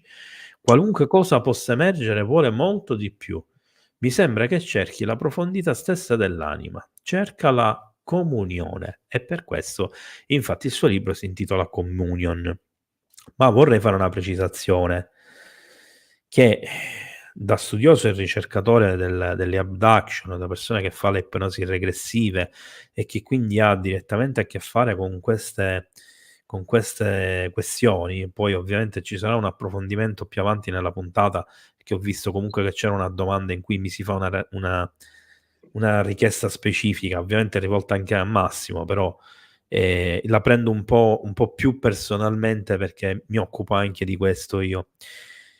I casi di abduction sono talmente tanti e di questi ce ne sono talmente pochi che sono positivi, che diventano un dramma per chi li studia e ovviamente sono un dramma per chi le subisce. Sono dei traumi seri che spesso molte persone si portano per tutta la vita. Dalle migliaia di resoconti che ha studiato William Spaulding, ingegnere aerospaziale e capo del Ground Saucer Watch con sede in Arizona, ritiene che uno schema indichi che gli UFO sono qui in missione di sorveglianza. E ci sta. Il fatto che la maggior parte degli avvistamenti avvenga attorno alle nostre installazioni militari, e questo può essere utile a qualcuno che ha fatto una domanda 1 o 2 live fa, è uno studio metodico della Terra e delle sue capacità difensive e offensive. Ragazzi, è esattamente quello che faremmo pure noi. Anche non dichiarando guerra a un altro paese, lo studiamo, vediamo i suoi sviluppi tecnologici, vediamo se può essere una minaccia. Cerchiamo di rallentare questa minaccia, il suo sviluppo tecnologico, se necessario, se capiamo che può andare contro di noi. È nella natura delle cose. Il fenomeno non è diverso infatti dalle nostre esplorazioni spaziali, ricognizione delle navi da ricognizione, campionamento del terreno, atterraggio, esplorazione del suolo, eccetera. Nel suo libro Incidente a Exeter, John Fuller discute l'apparente affinità degli UFO per le linee elettriche nelle parti nord-orientali degli Stati Uniti. In una sezione successiva di questo capitolo, che tratta degli effetti degli UFO sulle nostre attività terrestri, vedremo come questa affinità potrebbe essere stata responsabile della perdita di elettricità a 36 milioni di persone su un'area di 8.000 miglia quadrate. E lo vedremo in dettaglio, tra l'altro. A causa delle nostre recenti avventure nello spazio, c'è chi ipotizza che gli UFO siano più interessati a cosa faremo lì che a stabilirsi qui. In ogni caso, la pubblicazione ufficiale dell'Air Force, pubblicata dal Government Printing Office nel 1968, chiamato Oggetti Volanti, afferma che nessun UFO è stato ritenuto una minaccia per la nostra sicurezza nazionale. Tale conclusione, tuttavia, non dovrebbe escludere conseguenze meno disastrose del rovesciamento del nostro governo. Cioè, in caso di qualunque situazione che coinvolge gli UFO in maniera seria, ci sarebbe la caduta del governo. Ora, io ho voluto cercare un attimino approfondire questo documento perché volevo capire di cosa si trattava e ho avuto delle difficoltà immani a trovarlo, ma ci sono riuscito. E prima di continuare ve lo voglio mostrare un attimo. Dico che ve lo voglio mostrare un attimo perché in effetti non c'è molto da discutere, nel senso che avendolo trovato oggi, trattandosi di un documento vecchissimo ormai, scritto diciamo in un modo non tanto facile da leggere, come vedete è un manoscritto, è questo qua, Government Printing Office 1968 Flying Object, questa è la copertina, quindi è un documento rilegato e ben conservato, eccetera. Non si vede, è tutto schermo nero. Almeno io vedo solo uno schermo nero. Io lo sto vedendo. Io no, poi non so cosa vedano gli altri. Ma vedi lo schermo nero o al centro vedi scuro, Massimo? Al centro vedo scuro. Beh, quella è la copertina, a posto. Stavo facendo Ah, vedere la copertina, dicevo è un documento rilegato, poi ci ecco. sono gli interni e qua c'è Symposium su gli oggetti volanti non identificati, consegnata all'US Congress e praticamente qui abbiamo tutta la stesura della sessione, seconda sessione, quindi ce n'era stata una prima, volume 7, quindi ce ne sono altri. Si tratta di un documento di quasi 250 pagine, ufficiale. Io ve lo scorro velocemente, vi faccio vedere tutte le parole segnate in giallo sono riferimenti ad oggetti volanti non identificati, dischi volanti, eccetera. E ovviamente ad un certo punto di questo documento, per ora è tutto scritto, quindi è inutile che mi soffermo, ci sono anche delle immagini, degli schemi, eccetera, eccetera. Vediamo se riesco a farvene vedere qualcuno, mi sa che devo andare verso la fine. Ok, vabbè, faccio vedere questi qua. Qua c'è una tabella, per esempio, in cui mostrano tutti i tipi di oggetti volanti non identificati che l'aeronautica aveva già catalogato all'epoca, nel 68.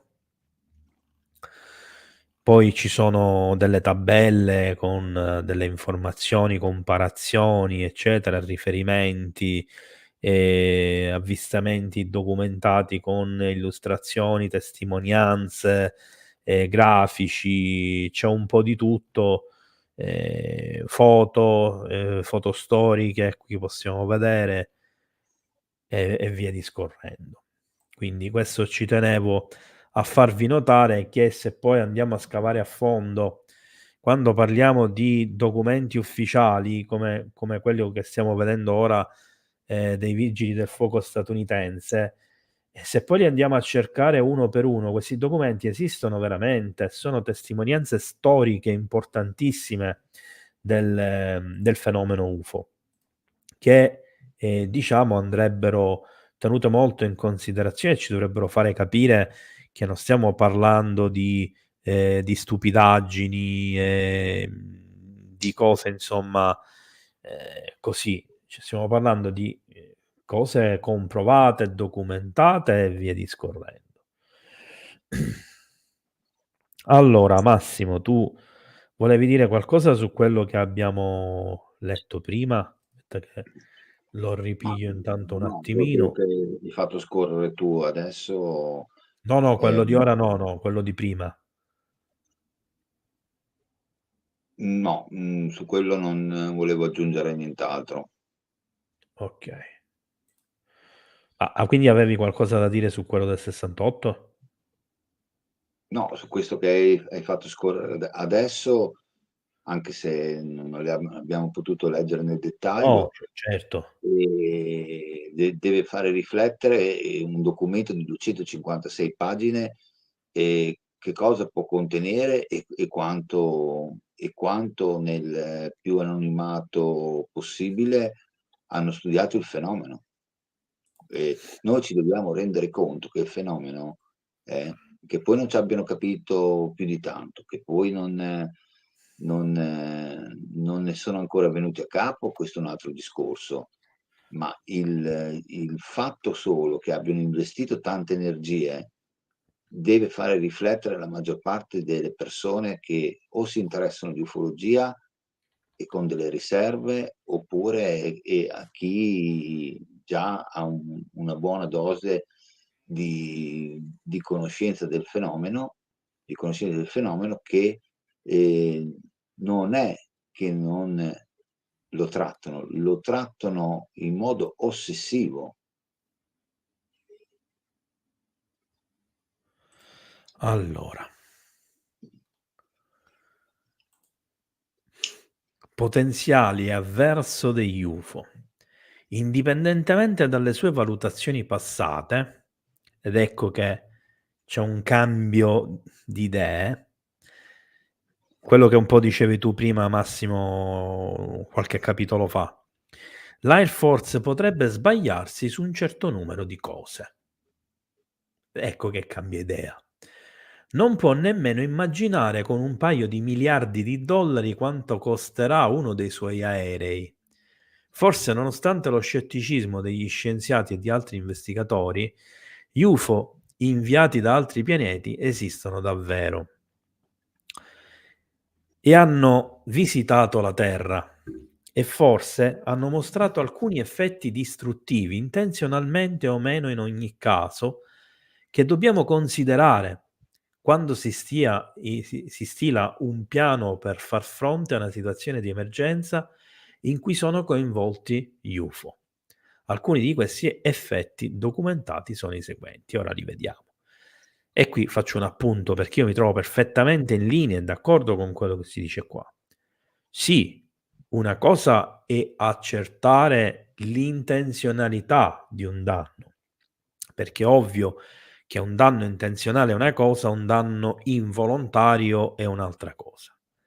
Ma è anche vero che dal nostro punto di vista, se c'è un danno ed è nell'interesse comune saperlo, valutarlo, cercare di evitarlo, quindi di trovare una soluzione e naturalmente nel caso specifico, visto che si tratta di vigili del fuoco, di protezione civile, basarsi su tutto ciò per cercare di comprendere come comportarsi in caso di conseguenze che siano volontarie o meno. Stessa cosa banalmente di un normalissimo incendio. Se l'incendio è appiccato volontariamente da qualcuno o si innesca per motivi X, il risultato è il medesimo, anche se là c'è da punire per le azioni criminali e tutto quello che vogliamo, l'incendio si spegne esattamente alla stessa maniera. E quindi il vigile del fuoco si deve concentrare a spegnere quell'incendio. Non importa quali sono le intenzioni per il vigile del fuoco, sarà poi la polizia che indagherà e catturerà il criminale che ha appiccato gli incendi, il piromane. I due principali pericoli rilevati in relazione agli UFO sono stati attribuiti ai potenti campi elettrici che possono proiettare in un'area generale o localizzata e agli effetti psicologici che hanno prodotto sulla popolazione generale o sui singoli contatti. Questa parte è un poco enigmatica, nel senso che non è molto chiara, lascia intuire delle cose, ma non le dice in modo chiaro, quasi a volere lasciarti lì apporti delle domande. L'interruzione dei viaggi aerei e terrestri, quello a cui hai accennato anche tu prima, Massimo, è stata spesso segnalata in presenza degli UFO. I sistemi di accensione dei motori di automobili e aerei sono stati apparentemente influenzati da campi di forza energizzati a tal punto da interrompere il funzionamento. Anche i fari e le radio hanno smesso di funzionare. Ecco un paio di esempi. A Buenos Aires il 29 marzo 1978 una strana forza spense il motore e i fari della Citroen CG. Lo sollevò di 15 piedi di quota dalla strada, quindi la fece scendere un minuto dopo a 75 miglia a nord da dove si trovava. L'autista aveva notato una luce gialla e viola brillare nello specchietto retrovisore mentre guidava l'ultima tappa di una lunga gara di stock car, cioè stava correndo, e si rese conto che si stava avvicinando troppo velocemente per essere uno dei concorrenti, cioè era troppo veloce per essere un'altra auto. Un mese dopo un direttore di banca colombiano e un ufficiale della Marina, quindi due estranei che si trovavano nello stesso posto, si sono spenti i fari delle loro auto quando sono stati sorpresi da un UFO, con l'uomo della Marina che ha sofferto di una paralisi temporanea, non si capisce per quale motivo. Altri paesi sudamericani in cui azioni simili furono segnalate nello stesso periodo erano l'Argentina, il Cile, il Perù e l'Uruguay. È stato anche notato che questi effetti influenzarono i controlli e gli strumenti degli aerei. Ad esempio, il pilota di un Piper PH-24 ha riferito che i suoi controlli sono diventati inutilizzabili quando è stato avvicinato da 3 oggetti a forma di disco.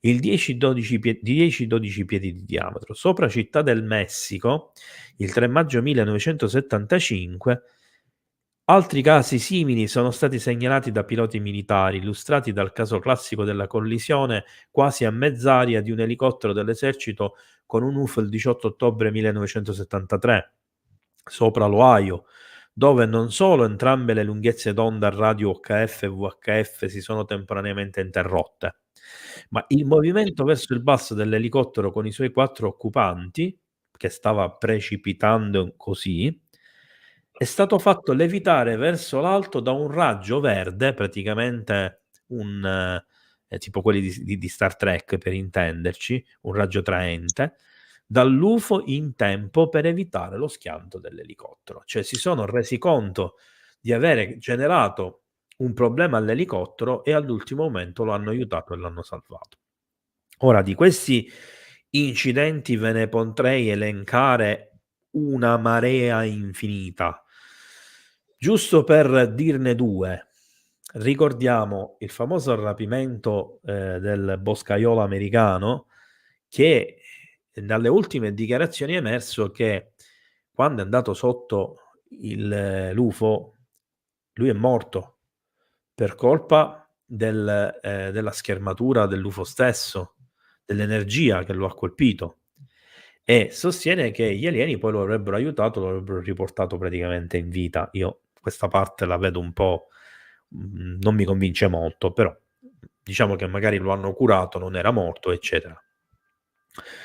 Il secondo caso è il caso di collisione con l'UFO di un elicottero della Protezione Civile italiana a Canneto di Caronia. Prima o poi vi racconterò queste storie su cui io ho indagato direttamente sul campo. E di questo c'è certezza, cioè ci sono le foto che dimostrano che c'è stata una collisione con il rotore dell'elicottero che è stato danneggiato, e ci sono le foto che mostrano questo oggetto lungo circa 3 metri di colore nero che viaggia vicino e dietro l'elicottero della Protezione Civile prima che venisse colpito e prima che fosse costretto ad atterrare rovinosamente, salvandosi tutti per un pelo, per evitare proprio di precipitare. Quindi ci sono tantissime di queste questioni. Gli incidenti causati da UFO non sono pochi, però non bisogna vederci lì naturalmente per forza l'intenzionalità. Massimo, tu volevi dire qualcosa su questa parte, anche se già mi sa che alcune cose le hai dette prima. Sì, no, non vorrei essere ripetitivo.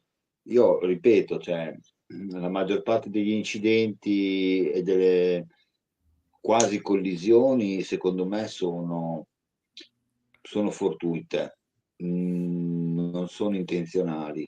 Tu hai citato anche prima un caso dove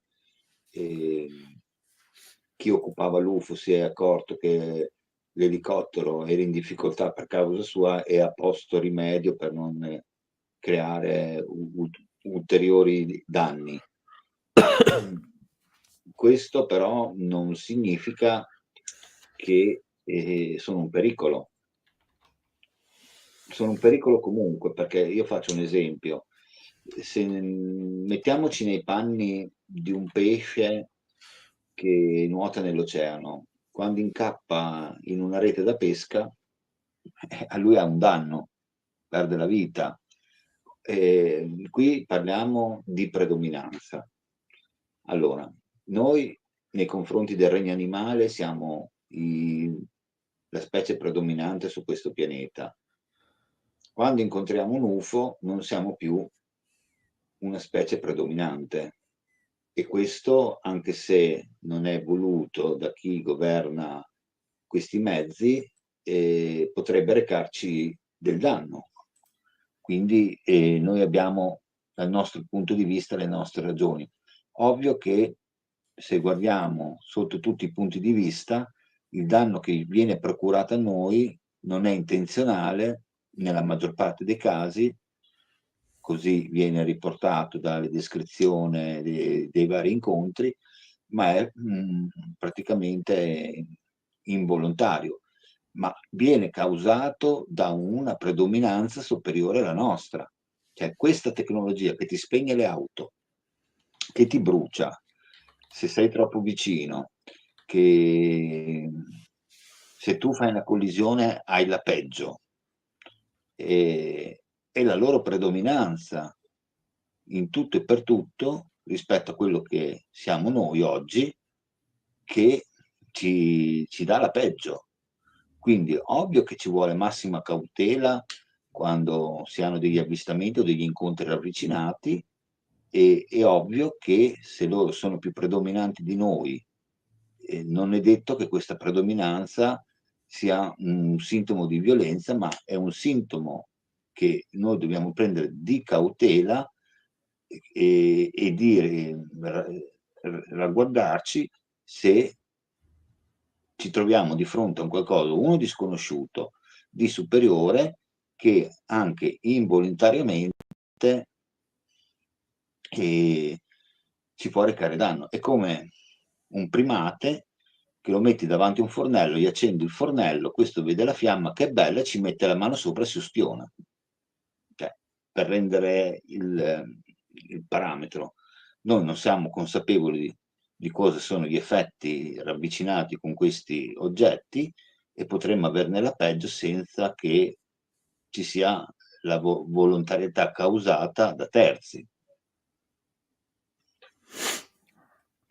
Allora,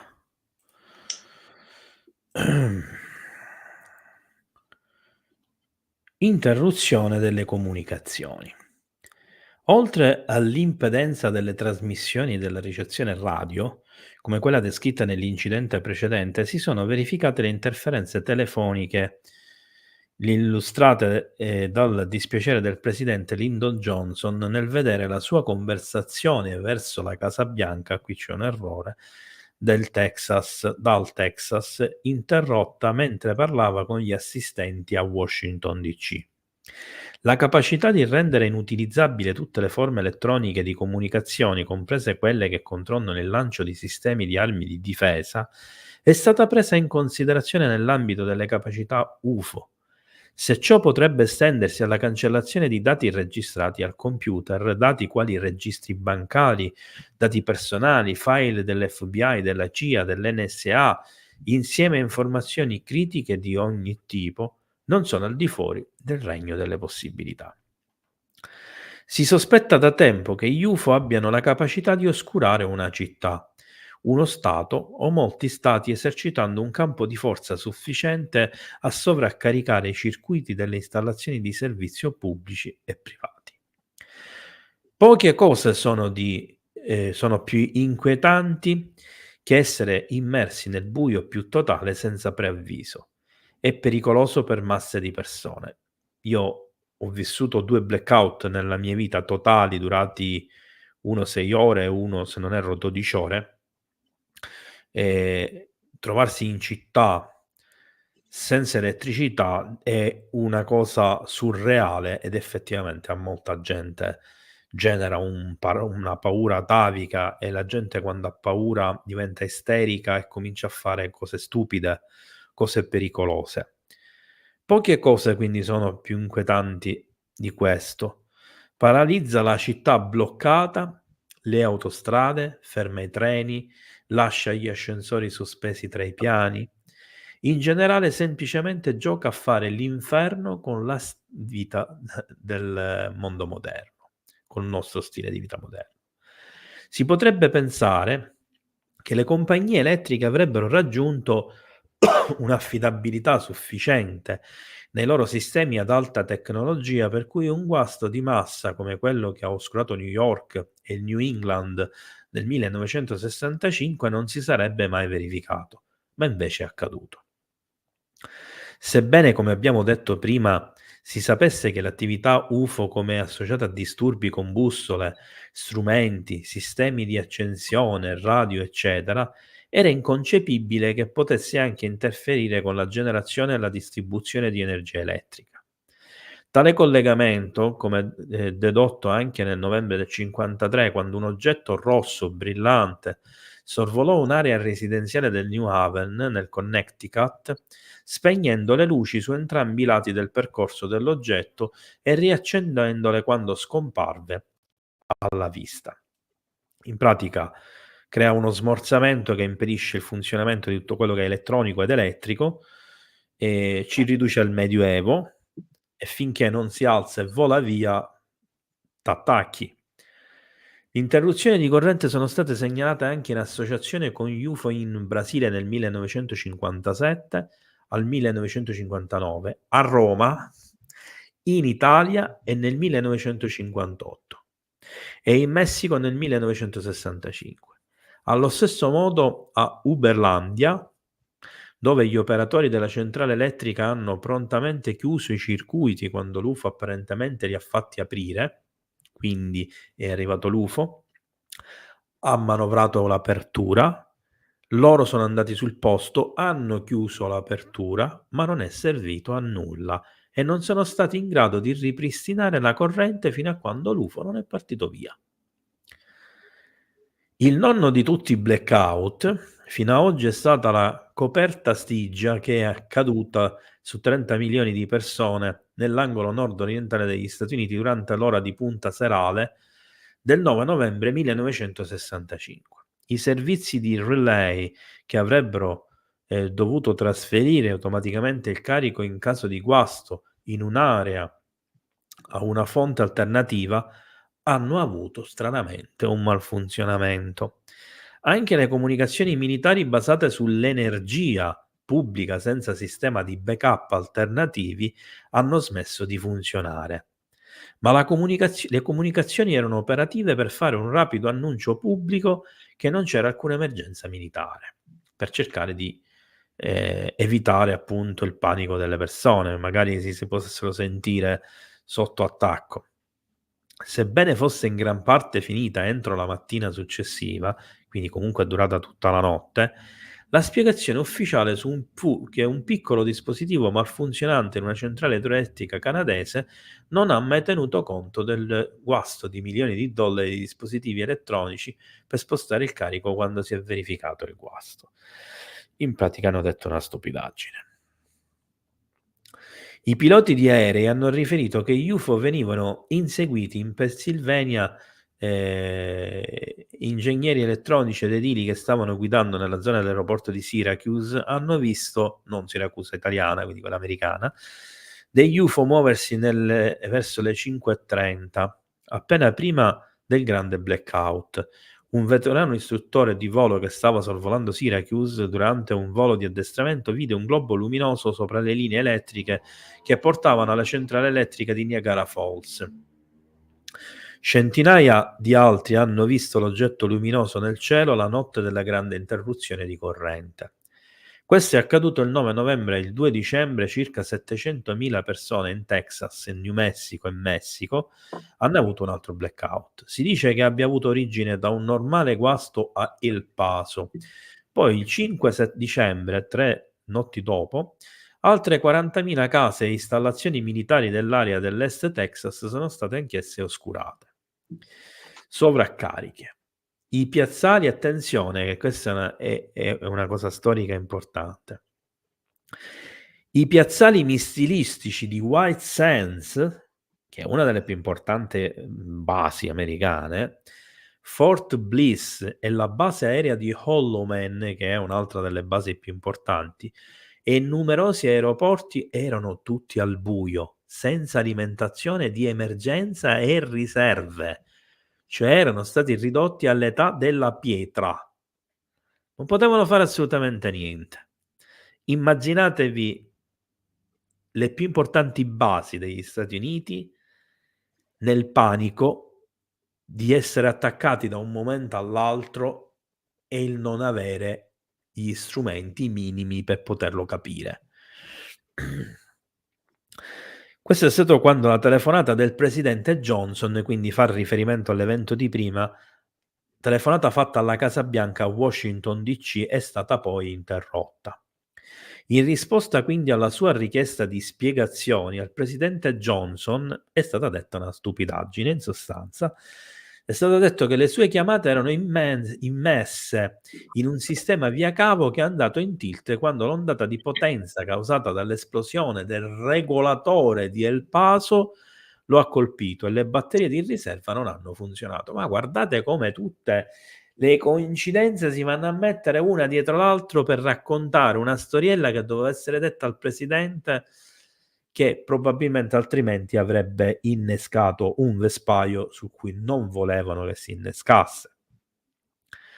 Sebbene possa essere discutibile se i casi di guasto alla trasmissione elettrica di qui sopra fossero semplicemente coincidenze con l'attività UFO, un incidente del 18 aprile del 1962 che ha coinvolto un UFO che era stato seguito da New York, attraversò il Kansas fino a Eureka nello Utah, è stato ben documentato. Il portavoce dell'aeronautica ha ammesso che l'oggetto era atterrato. Il portavoce dell'aeronautica, cioè dell'USAF, ha ammesso che l'oggetto che ha attraversato New York, tutto il Kansas fino a Eureka nello Utah è atterrato ed è rimasto al suolo per 42 minuti vicino alla centrale elettrica dove non c'era più corrente che si è ripristinata quando l'UFO è ripartito. E nel momento in cui l'UFO è ripartito, l'oggetto è stato inseguito dai caccia intercettori a reazione che arrivavano da Phoenix e Stedfield a Reno, fino a quando non esplose nella catena montuosa Mesquite in Nevada, in un bagliore brillante che era visibile in 5 stati. Cosa significa quello che abbiamo appena detto? Allora, innanzitutto abbiamo la descrizione di una serie di fenomeni conseguenti al passaggio degli UFO, che non è cosa di poco conto. Abbiamo capito con degli esempi che ci sono dei casi storici di questi eventi che hanno generato del panico, ma stiamo sapendo anche che oltre a quelli che stazionavano vicino alle centrali elettriche, ai cavi dell'alta tensione, eccetera, eccetera, c'è stato un caso di un oggetto che è atterrato. È stato a terra per 42 minuti e solo quando è decollato e si è riattivato tutto, gli aerei sono potuti partire da basi non vicinissime per dargli la caccia, inseguirlo e misteriosamente l'oggetto sparisce con un bagliore e un'esplosione su una montagna in Nevada. Questo significa che le cose sono più o meno tre: o è stato abbattuto, o si è schiantato, o è passato attraverso un portale, o si è quindi materializzato altrove. E stiamo per entrare nel vivo. Prima però, ma l'abbiamo visto il documento, Massimo? L'avete visto voi? Sì, sì, sì. Ah, perché io ora ho Io aperto e mi sono ritrovato con Noi soltanto. Quindi non vorrei che, vabbè, comunque l'importante era eventualmente il sentirlo. documento prima quando tu Si vedeva. lo lo Beh, leggevi si vedeva. evidentemente di istinto io ho subito cambiato già la cosa. Allora, tu cosa ne pensi di queste ultime questioni? Allora, una delle cose che mi fa molto specie, che il sistema difensivo aereo interno agli Stati Uniti, secondo me è stato volutamente, frenato, perché un oggetto che atterra e gli dai uno spazio di 40 e rotti minuti per fare i comodi suoi, secondo il mio punto di vista non è accettabile. Quindi è stata un'azione voluta. Sapendo che non era un oggetto, identificato, hanno preferito, ehm, inseguirlo, sapendo benissimo che l'aviazione statunitense non avrebbe potuto, raggiungerlo. Quindi l'imbarazzo di un oggetto che atterra e si prende 40 e rotti minuti per fare non si sa cosa, è meglio non arrivarci lì e riprenderlo, perché dopo sarebbe stata una prova inconfutabile, magari di difficile occultamento, quindi per 40 minuti si sono allacciate le cinture di sicurezza sulle piste di volo prima di partire, oppure non gli è stato dato l'ordine. Questo per me è una cosa inaccettabile e secondo me mirata da qualche comando volutamente.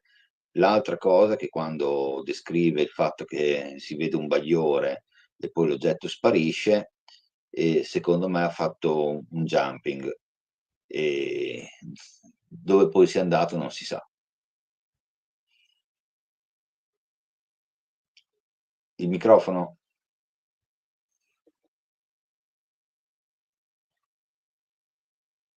Non ti si sente, Gabriele? Hai ragione. Sì, perché tossivo e ho tolto un attimo l'audio ed era rimasto staccato.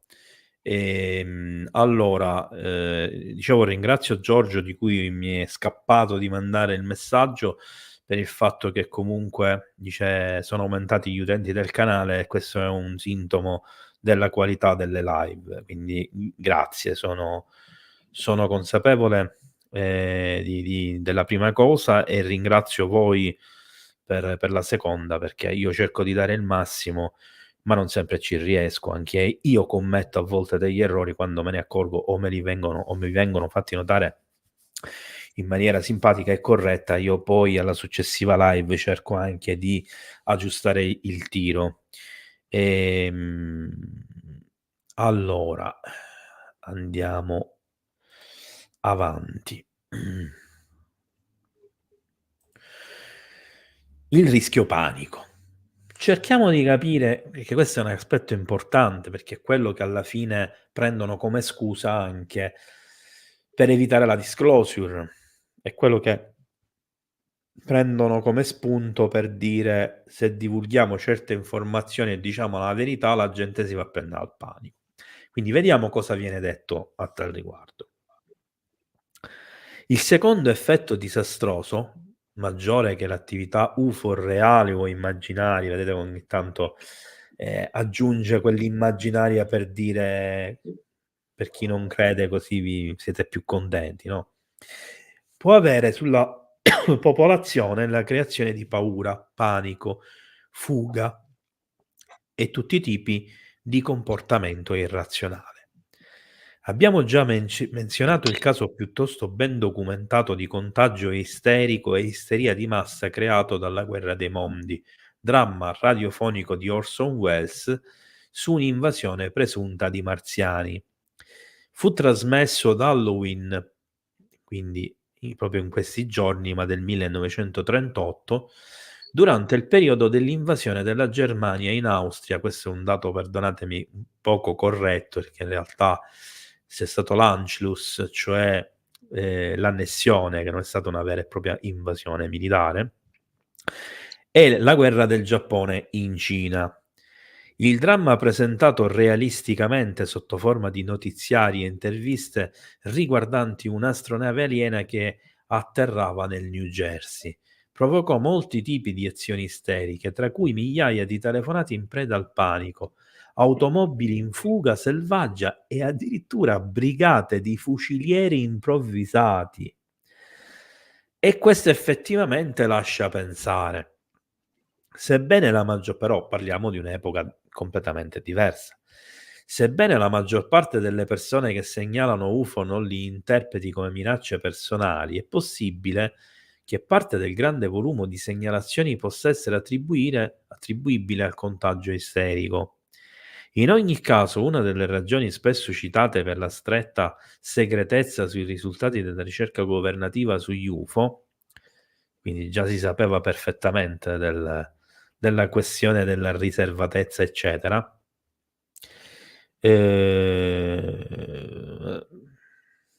Scusate, in ogni caso una delle ragioni governativa sugli UFO è la necessità di prevenire il possibile panico che una rivelazione della verità potrebbe suscitare.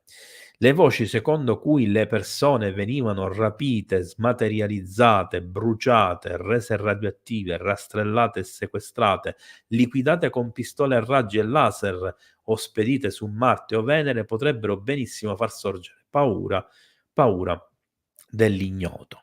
Vi confermo che di questi casi ce ne sono più di quanti immaginate.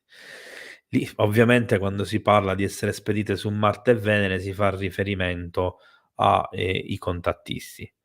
L'isteria potrebbe far immaginare alle persone spaventate che la loro acqua fosse avvelenata, che l'aria contaminata da aerosol o gas nervini, quasi sembra di fare un lontano vago riferimento alla questione delle scie chimiche, non rilevabili ma letali, con centinaia di squadre UFO.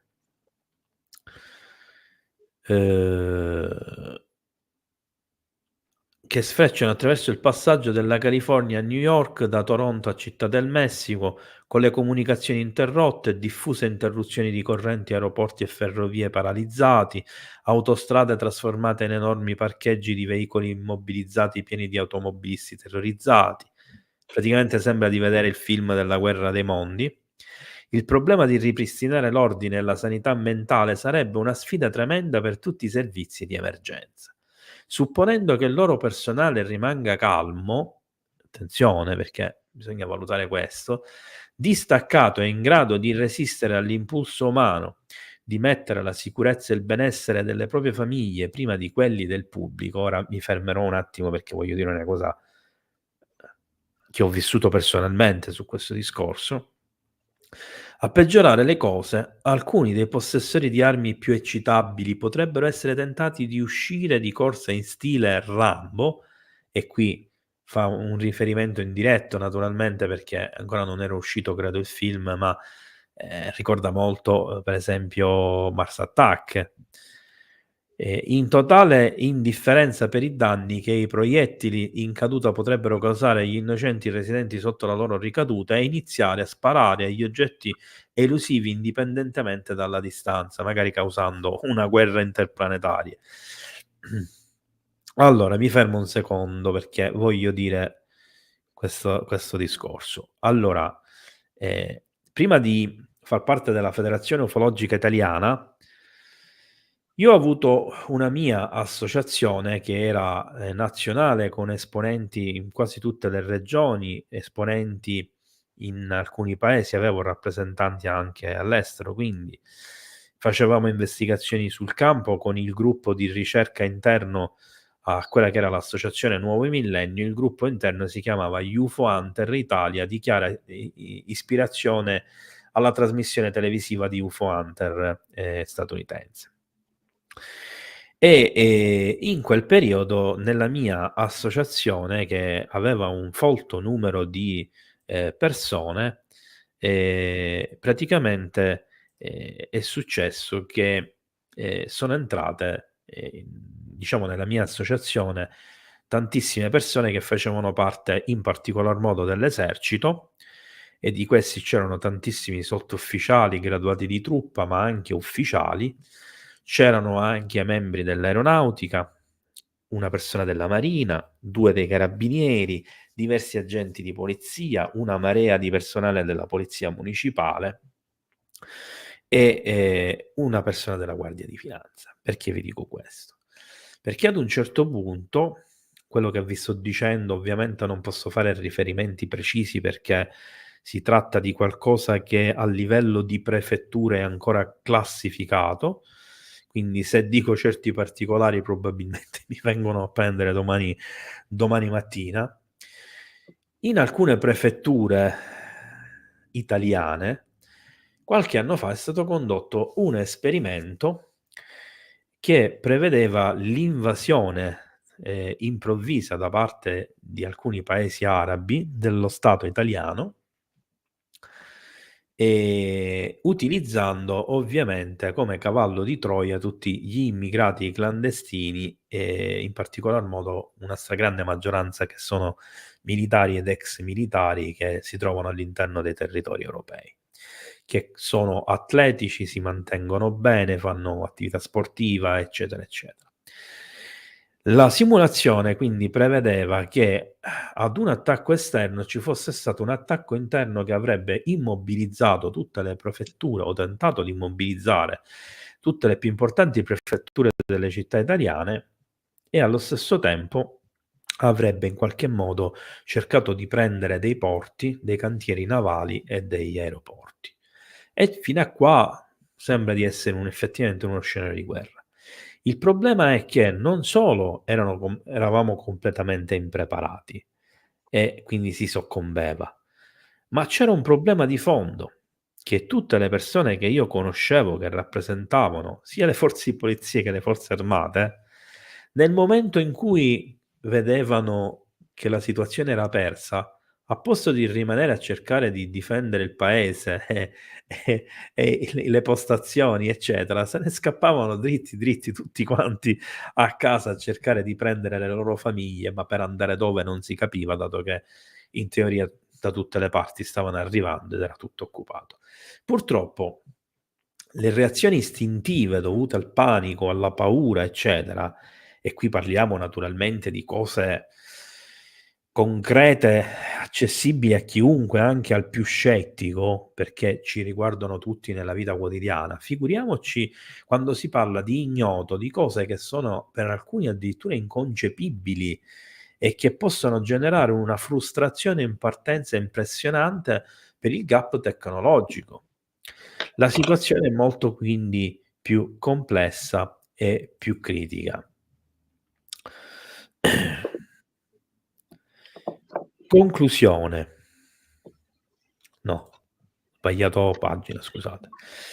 Pericoli personali e fisiologici. Gli effetti del campo di forza sull'ambiente fisico, comunicazione, trasporto, illuminazione e archiviazione dati computerizzata sono già stati presi in considerazione. Potremmo aver aggiunto che alcuni effetti fisici sono stati osservati in luoghi in cui sono atterrati gli UFO. Modelli circolari di raccolti distrutti, e non fa riferimento ai cerchi del grano, anche se secondo me in parte sì, distrutti dal calore o dalle radiazioni e cottura o sterilizzazione del terreno del sito. Per chi mi ha sentito raccontare la mia investigazione sul campo in un luogo di atterraggio di un UFO, vi raccontai proprio di questa tipologia di evento, sterilizzazione e cottura della terra, che sembrava essere diventata polvere dello stesso colore dell'argilla, sterile, e ovviamente non cresceva più la vegetazione. Su una base più pratica ci possono essere motivi di preoccupazione che più del semplice ambiente possa essere influenzato negativamente dalle azioni degli UFO. Durante l'inseguimento degli UFO, aerei militari sono scomparsi a mezz'aria, sono esplosi e hanno subito molestie, cioè sono stati in qualche modo bloccati nelle manovre oppure tallonati e via discorrendo. Le persone a terra hanno subito gravi ustioni, paralisi e colpi da un campo di forza, emissioni irradianti o raggi e fasci che sono stati descritti come quelli di una pistola stordente. E anche gli addotti, idem. Questo lo aggiungo io. Nel 1980 3 testimoni videro una palla di luce rossa sospesa sopra le case di Kuala Lumpur in Malesia, quando all'improvviso un lampo di luce blu si abbatté su 2 case che andarono a fuoco. Un uomo dell'Indiana vide un lampo di luce intensa passare davanti alla sua finestra. La corrente andò via in casa sua, così uscì per indagare e trovò un oggetto brillante e illuminato sospeso sopra di lui. Quando iniziò a camminare verso di esso, il suo corpo iniziò a formicolare e non fu più in grado di muoversi finché l'oggetto non scomparve. Una sensazione di formicolio simile travolse un altro uomo a Lynn, in Massachusetts. Una notte, quando si avvicinò a un oggetto a cupola con un cono rosso luminoso che si ergeva da un parcheggio. Anche lui rimase immobile finché l'oggetto non scomparve dalla vista.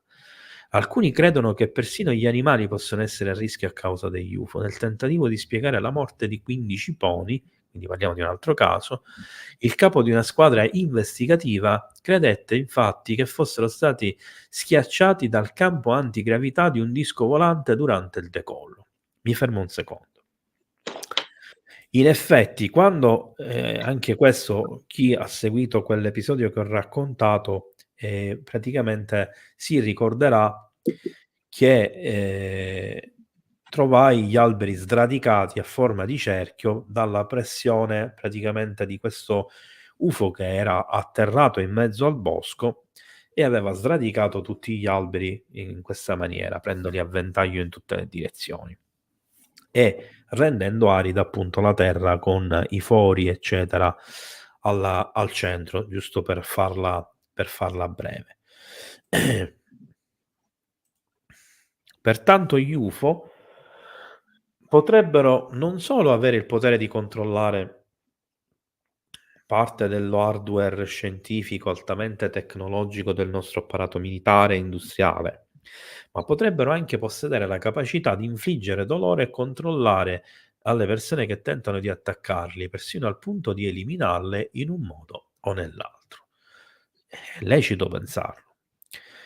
Considerando il fatto che molti ufologi credono che ci stiamo rapidamente avvicinando a un momento in cui gli atterraggi palesi di UFO diverranno meno notevoli, e in assenza di una nostra conoscenza se le loro visite siano amichevoli o ostili, non sarebbe negligente riflettere sul ruolo che i vigili del fuoco potrebbero svolgere in caso di arrivo inaspettato di UFO nelle loro comunità. E in effetti qua le cose sono cambiate, perché se in quel periodo, negli anni 90, gli avvistamenti erano in diminuzione e anche secondo le statistiche degli ufologi, come viene detto qua, i tentativi di atterraggi erano diminuiti, adesso questo sta andando in direzione opposta, cioè secondo le statistiche siamo tra le 40 e le 400 volte più avvistamenti di 3 anni fa nell'arco di un anno. Ad esempio, quale sarebbe il tuo corso di azione come comandante di un incidente sulla scena di un cortile scolastico in cui un UFO si è schiantato nella sala caldaie, rompendo una linea di carburante e si è verificata un'accensione del petrolio fuoriuscito, mettendo in pericolo gli occupanti del velivolo che sono rimasti intrappolati nel relitto? Se i tuoi tentativi di salvataggio hanno successo e 2 delle 5 piccole creature aliene sono ferite ma ancora vive, come smaltisci i morti e tratti i sopravvissuti? In che modo la presenza di bambini del cortile della scuola influenzerebbe le tue azioni? Quali persone e agenzie verrebbero informate? Allora, nel produrre questo, diciamo, esempio, in realtà sono stati mischiati 2 o 3 eventi realmente accaduti. Uno è l'atterraggio in Africa, nel cortile di una scuola, dove ovviamente non c'è stato un UFO crash, ma un atterraggio. Uno è un chiaro riferimento all'incidente di Roswell, con 5 corpi e 2 sopravvissuti, di cui uno ferito, e il terzo fa riferimento alla questione precedente, cioè al fatto che secondo legge ci sarebbero degli incaricati come la NASA ad arginare la cosa e a portare, diciamo, queste figure tutte in isolamento, eccetera. Gli autori non hanno mai letto alcun consiglio su queste questioni. La seguente ammonizione era stampata sulla copertina interna del libro di Frank Edward sui dischi volanti. Avvertimento. Gli avvicinamenti e ravvicinati degli UFO possono essere dannosi per gli esseri umani. Non sostare sotto un UFO che sta volteggiando a bassa quota. Non toccare o tentare di toccare un UFO che è atterrato. In entrambi i casi, la cosa più sicura da fare è allontanarsi da lì molto rapidamente e lasciare che i militari prendano il controllo. C'è la possibilità di pericolo di radiazioni, ci sono casi noti in cui le persone sono state ustionate dai raggi emanati dagli UFO. Non correre rischi con gli UFO. Alla luce della legge federale citata in precedenza, quella del, appunto, che faceva riferimento alla NASA, che autorizza un amministratore della NASA a sequestrare senza udienza, cioè legalmente è provato che ce lo può fare, chiunque tocchi un UFO e i suoi occupanti, sarebbe consigliabile stabilire un contatto personale, a meno che non si sia disposti a sottoporsi ai requisiti di quarantena della NASA qualora la legge venisse invocata, perché comunque una legge invocabile non è automatica. Oltre ai possibili effetti fisici dell'avvicinamento a un UFO, ad esempio barcollamenti, radiazioni, potrebbero esserci effetti pericolosi prodotti dai campi di forza che potrebbero indurre uno stato ipnotico nell'osservatore. Uno stato ipnotico? Perdita di coscienza, ricaduta di memoria e sottomissione agli occupanti? Questa è una parte tosta, su cui vi invito a meditare. Jacques Vallée, autore di Il Collège Invisibile, mi sa che c'è un errore nella traduzione, avverte che dovremmo considerare gli effetti psichici come le distorsioni spazio-temporali sperimentate dai percettori di dispositivi simili a imbarcazioni che sembrano svanire, smaterializzarsi e poi riapparire, di voci o pensieri alieni e strani che possono provocare cambiamenti involontari nel modo in cui i testimoni possono reagire in tali circostanze. Cioè si sta dicendo che tramite la loro tecnologia dei campi di forza possono manipolare la mente, il pensiero, indurre addirittura financo a cambiare le versioni di ciò che è stato visto. E questa cosa ricorda molto anche la questione della cancellazione della memoria o di falsi ricordi impiantati nei soggetti addotti. Forse gli avvenimenti di Edwards e Vallée, di cui sopra, gli avvertimenti, scusate, sono un po' troppo cauti e apprensivi per essere adottati come un modello generale di condotta in ogni situazione. In assenza di atti palesi che indichino ostilità, potrebbe non esserci alcun pericolo nell'avvicinarsi a un UFO in atterraggio o atterrato, con un atteggiamento positivo e premuroso. Cioè, qui si vuole dire, magari i 2 discorsi precedenti sono 2 esagerazioni, magari non c'è alcun pericolo, magari si può stare tranquillamente sotto un UFO, ma bisogna comunque agire con atteggiamento positivo e soprattutto precauzioni e premure. Atteggiamento di voler essere di servizio. Questa sinceramente non l'ho capita. Questo stato mentale non aggressivo può essere percepito telepaticamente da coloro che sono a bordo e che escono dal velivolo. E ci sta dicendo che gli alieni entrano in contatto anche con le persone, una forma di comunicazione non vocale, quindi mentale. Inutile dire che qualsiasi esibizione di armi da fuoco o altre armi da parte vostra potrebbe essere interpretata come poco amichevole, chissà perché. È suscettibile di ostacolare la vostra intenzione di trasmettere un atteggiamento utile. È ovvio che se andate incontro col sorriso in faccia ad un alieno, sto facendo ovviamente un esempio banale, con una pistola spianata, non è un atteggiamento simpatico e pacifico, ma al contrario è minaccioso, è un rischio. E se fosse al contrario, evidentemente agireste alla stessa maniera, cioè in maniera preventiva. Nello scenario migliore potresti ottenere indicazioni sulle azioni appropriate da intraprendere, che siano di natura salvavita. Ad esempio, per domare un incendio, ridurre una fuoriuscita di liquido o preservare la proprietà, o anche per ridurre l'apprensione da parte del tuo team di intervento e degli spettatori. In uno scenario meno ottimistico potresti avere problemi al motore quando ti avvicini alla scena e il contatto radio potrebbe essere perso con il tuo dispatcher. Ricordiamoci che stiamo parlando di UFO. Se di notte i tuoi fari potrebbero spegnersi, la città potrebbe essere al buio e i tuoi generatori portatili potrebbero funzionare male quando provi a usarli come ventilatori e luci portatili. Sarebbe sicuro un momento inopportuno per i tuoi compagni di annunciare che hanno deciso di prendere le loro pensioni con effetto immediato. In ogni caso l'incidente potrebbe fornire un'esperienza inestimabile per un'ulteriore formazione su come affrontare emergenze rare e difficili. Qualunque informazione interna tu riesca a trasmettere ai tuoi colleghi ufficiali e cittadini del mondo potrebbe aiutare ad alleviare la paura irragionevoli in modo che ci sia meno probabilità che potremmo mai più sperimentare il panico e l'isteria creati dalla guerra dei mondi mezzo secolo fa. E arriviamo alla conclusione, devo cambiare la schermata.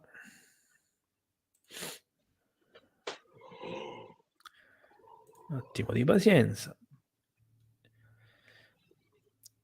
Un elenco di alcuni dei libri disponibili si trovano ovviamente nell'appendice, sono una marea, guardate qua, tutte le fonti che sono state citate.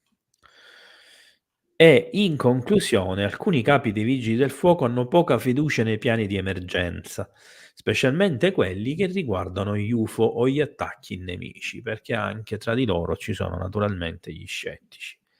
Se sviluppi un piano però che stabilisce le sue responsabilità, risorse, organizzazioni, informazioni sulle forniture, numeri di telefono e dati speciali che saranno utili per ottenere aiuto e svolgere il tuo ruolo nel controllo dei disastri, affidalo a un mezzo elettrico, un computer con una capacità di aggiornamento continuo tramite l'elaborazione di testi moderni. Portalo alla luce quando necessario. Con un buon piano, una buona leadership e risorse adeguate, puoi salvare molte vite in qualsiasi disastro, incluso l'attacco dei possibili nemici. Questa è la conclusione del capitolo che ovviamente si va a legare alla questione nucleare che non abbiamo, diciamo, affrontato, che non ci interessava affrontare, quindi abbiamo concluso con questo documento che ritengo io comunque essere qualcosa di interessante. Massimo, su queste ultime cose che abbiamo letto vuoi dire qualcosa? Sì, Oppure allora in scaletta il fatto che la NASA abbia, un'autorità di requisire un eventuale soggetto umano che sia stato in contatto con un UFO, questo è vero, è reale e ne abbiamo anche un esempio, non so, molti l'avranno visto dei telespettatori, nel film Navigator. La procedura nel film Navigator viene carino, applicata alla lettera. Poi, per quanto riguarda le modalità con cui bisogna avere un approccio con un eventuale sbarco o contatto con esseri in altri mondi, io penso che, ci voglia del buon senso, ci voglia del buon senso. Molti di noi ne hanno, ma non è scontato che altri non ne hanno. Poi se si trovano nelle nell'essere a portata di mano di armi, è ovvio che questi esseri, la maggior parte di loro, come sono in grado di, ehm fuorviare la tua memoria, oppure immetterti dei ricordi, che non sono conformi a quello che hai vissuto per non lasciarti eventuali ricordi delle esperienze che hai avuto, sono anche in grado di leggere le nostre emozioni, i nostri pensieri, e quindi se tu vai a impugnare l'arma, non è che loro non capiscono che non è un'arma, capiscono qual è il tuo intento bellicoso a livello mentale e da lì prendono le contromisure, 1. Io, prima di passare la parola a te Gabriele, voglio fare una considerazione. Qua stasera si è parlato di simulazioni, contro simulazioni da parte degli esseri umani, in caso di che, o in caso di cosa. Per quanto riguarda gli alieni, io faccio questa riflessione: io penso che anche loro abbiano fatto delle simulazioni in caso di contatto, e degli eventuali effetti collaterali che possa avere questo contatto. Quindi io penso che per il momento loro sanno benissimo che un contatto sano e costruttivo fra mondi diversi non sia ancora fattibile, perché chi non è preparato a livello di specie siamo noi. Ovvio che in mezzo a noi c'è gente che magari può essere propensa e in grado di affrontare un contatto, ma io ho sempre detto che loro ci valutano come civiltà, non come singolo. Ovvio che magari per una loro sete di conoscenza e di curiosità abbiano affrontato dei contatti singoli che possono essere andati a buon fine, possono essere non andati a buon fine, però, per il momento noi come specie scordiamocelo proprio di essere in condizioni, perché vedi, la parola minaccia, disastro in questo testo è ripetutamente menzionata, no, ma io mi metto nei panni di un essere di un altro mondo che sta ascoltando quello che noi abbiamo letto.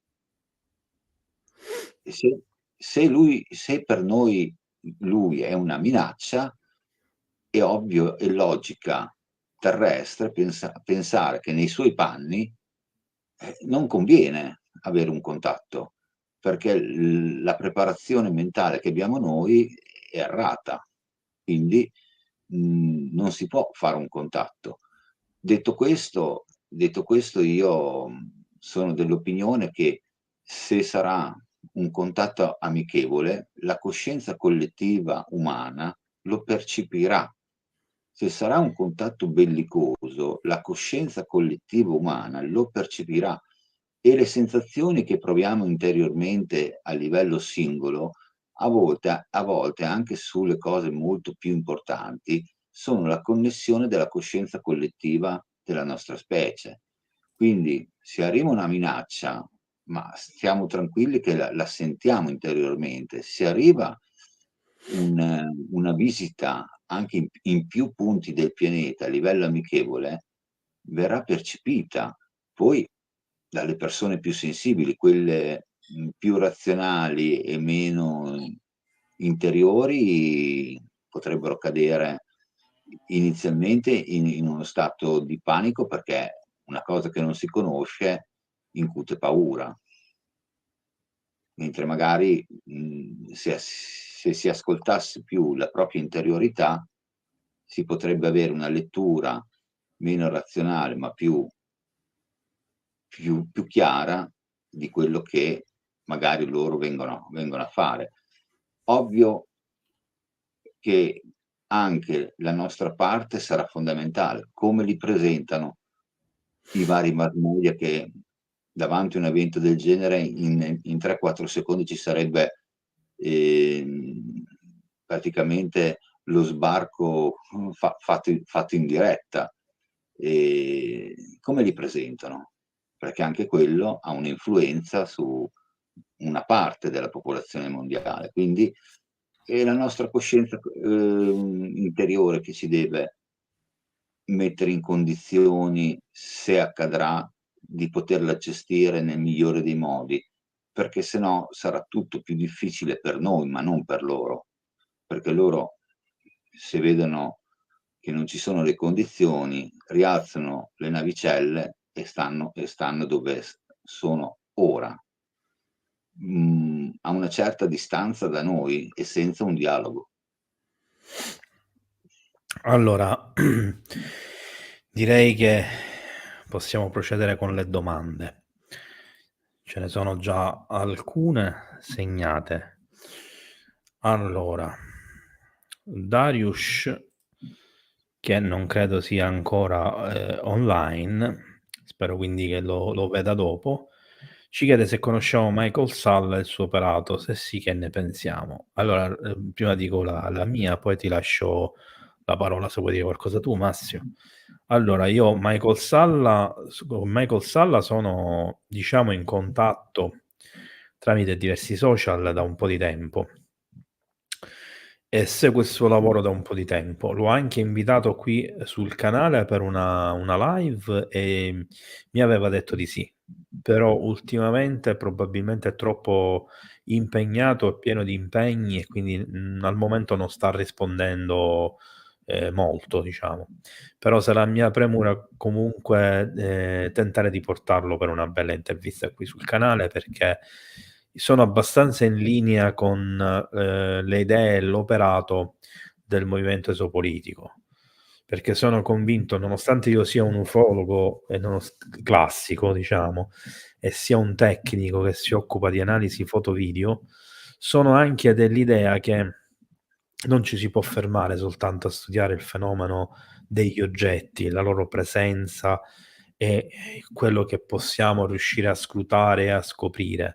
Dobbiamo andare oltre, cercare di capire quelle che sono veramente le implicazioni sociali, le loro intenzioni e per fare questo bisogna cambiare comunque completamente prospettiva, quello che vi dico sempre, cambiare mentalità, vedere le cose in un altro modo, eccetera, cercare di entrare nella loro logica, nella loro ottica, cioè di quello che arriva qui, che ci studia, che vede tutta la nostra schifezza, ma anche i nostri pregi, che vede come trattiamo il nostro mondo, che vede come ci trattiamo tra di noi, quello che facciamo incuranti dell'energia che ci circonda, della vita, eccetera, eccetera. Quindi sono molto in linea col movimento di esopolitica che cerca di capire appunto i perché, i ma, i se, e non quello che ormai è certo nell'ambiente ufologico, per quanto ancora ci sia un 70% della popolazione mondiale occidentale, perché in realtà in altri posti non è così, che ostica osso duro che non vuole comprendere. Sì, Massimo. no, su Salla sono d'accordo con quello che hai detto te, però io sono del pensiero che siamo ancora dentro un processo, come hai appena finito di dire te, di accettazione. C'è ancora il processo di accettazione è appena iniziato e non tutti su questo pianeta sono consapevoli che siamo osservati e il nostro comportamento dà delle informazioni a chi ci osserva su come siamo, cosa siamo e se siamo in condizione di fare conoscenza. Quindi il processo di accettazione di una realtà che la maggior parte della popolazione non prende neanche in nota per il momento, perché ha bisogno di prove oggettive inconfutabili per potersi rendere conto. Non ha il sentire, non ha una visuale conica che possa sfondare i vari strati della realtà. Quindi per il momento siamo ancora dentro a un'era dove c'è un processo di trasformazione dell'accettazione della realtà UFO. Allora,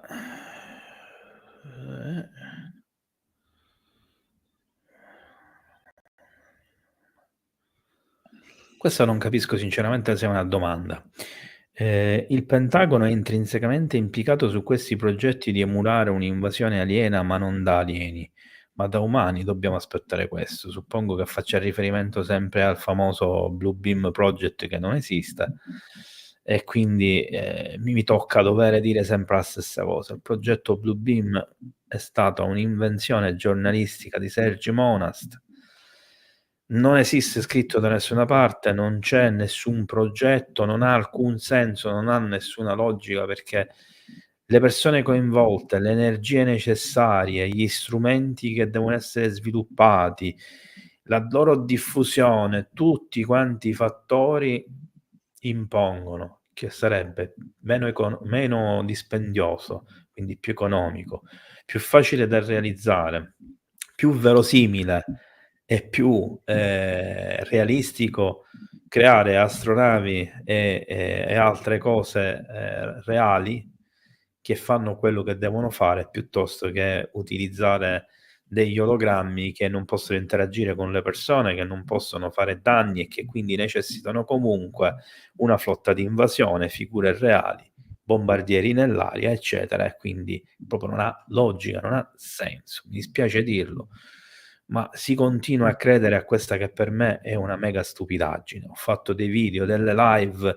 in cui vi faccio vedere come funzionano gli ologrammi, come è impossibile allo stato attuale fare un ologramma all'aria aperta gigantesco senza che si creino delle strutture che li proiettano, visibili, come sono riconoscibili perché essendo luce ci si vede attraverso, come è impossibile che un ologramma compia un'azione fisica dimostrativa, come potrebbe essere sganciare una bomba e colpire un obiettivo, oppure venirvi a rapire, afferrare una persona o qualunque cosa banale. Riflettete bene quando credete ciecamente alle cose. Io sono il primo cospirazionista, il primo complottista, ma i complotti e le cospirazioni devono avere una logica, una fattibilità e devono essere qualcosa che ha comunque delle prove che lo supportano, anche soltanto teoriche e improbabili, eccetera. Qua stiamo parlando invece di una cosa completamente assurda, astratta, per quanto gli step abbiano una logica. Questo mi fa pensare che Sergio Monast era geniale quando ha inventato queste cose. Tutto qua. Cosa vuoi aggiungere, Massimo? Ti vedo perplesso. Sì, sì, no, sono perplesso quando sento in continuazione queste cose, quando in realtà bisognerebbe fare i conti con la realtà.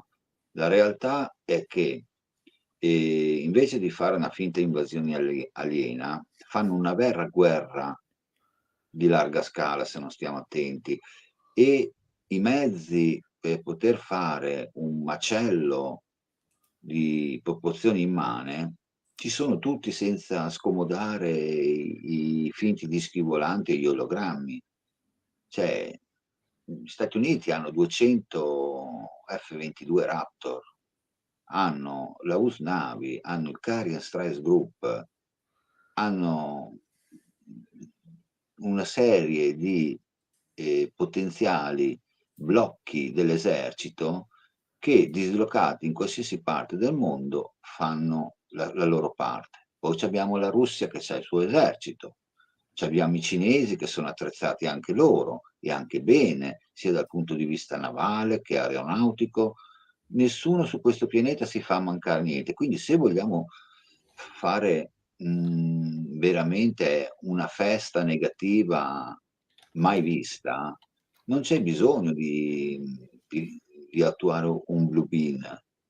Qua le multinazionali che forniscono armamenti agli eserciti stanno facendo soldi a palate perché non fanno gli ologrammi, fanno armi di ultima generazione e se andate a vedere le loro quotazioni in borsa sono schizzate alle stelle, quindi vuol dire che la domanda è molto forte e quindi stanno producendo armamenti in continuazione, altro che Blue Bean. Come ha detto Gabriele, uno scherzo di questa portata in larga scala costerebbe un sacco di soldi senza avere la garanzia di riuscita completa. Quindi il sistema governativo di questo pianeta va a botta sicura. La guerra, se scoppia, quella ha la garanzia di riuscita per quello che è, deve essere una guerra.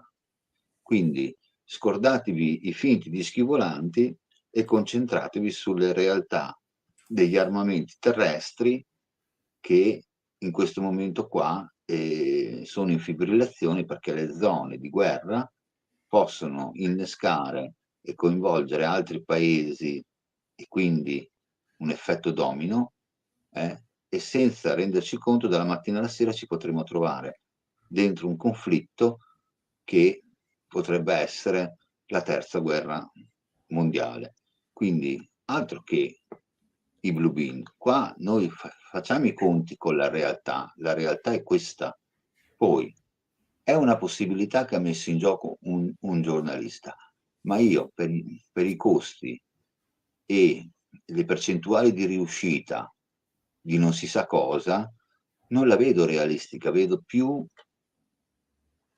quello che c'è sul campo, quello che hanno prodotto sul campo i vari paesi e i vari eserciti più potenti di questo pianeta, che continuano imperterriti a investire miliardi e miliardi di dollari per armarsi fino ai denti, sbilanciando l'ecosistema sociale di questo pianeta, dove ci sono dei paesi dove si muore di fame mentre io e Gabriele parliamo. Allora, Yuva Luca domanda, fuori tema, non so fino a che punto fuori tema. Cosa pensate della docuserie Netflix dell'abduction di Linda Cortile? Vabbè, io dico Linda Cortile Napolitano, ufficialmente Linda Napolitano. Allora,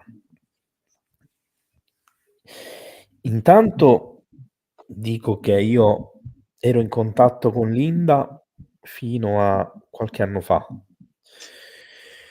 E tra l'altro stavo tentando di farla venire in Italia per una conferenza, ma non ci sono riuscito per una questione economica, perché fare venire una persona dagli Stati Uniti costa migliaia di euro, farla pernottare, eccetera.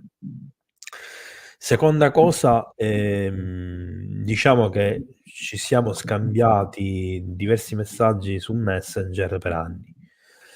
Poi tra una cosa e l'altra io sono stato bannato da Facebook, censurato, mi hanno cancellato account, mi hanno fatto un casino per anni, quindi piano piano in questo senso ho perso diversi contatti che avevo soprattutto oltreoceano e magari non sono riuscito a recuperarli. Nel frattempo magari queste persone non hanno più gli account dei social perché si sono scocciati anche di essere disturbati e lo capisco perfettamente e quindi ho perso questo contatto che non sono riuscito a recuperare, anche perché ho tentato ultimamente di invitarla a partecipare ad una live e non cesserò di farlo se riuscirò ad avere un contatto più diretto.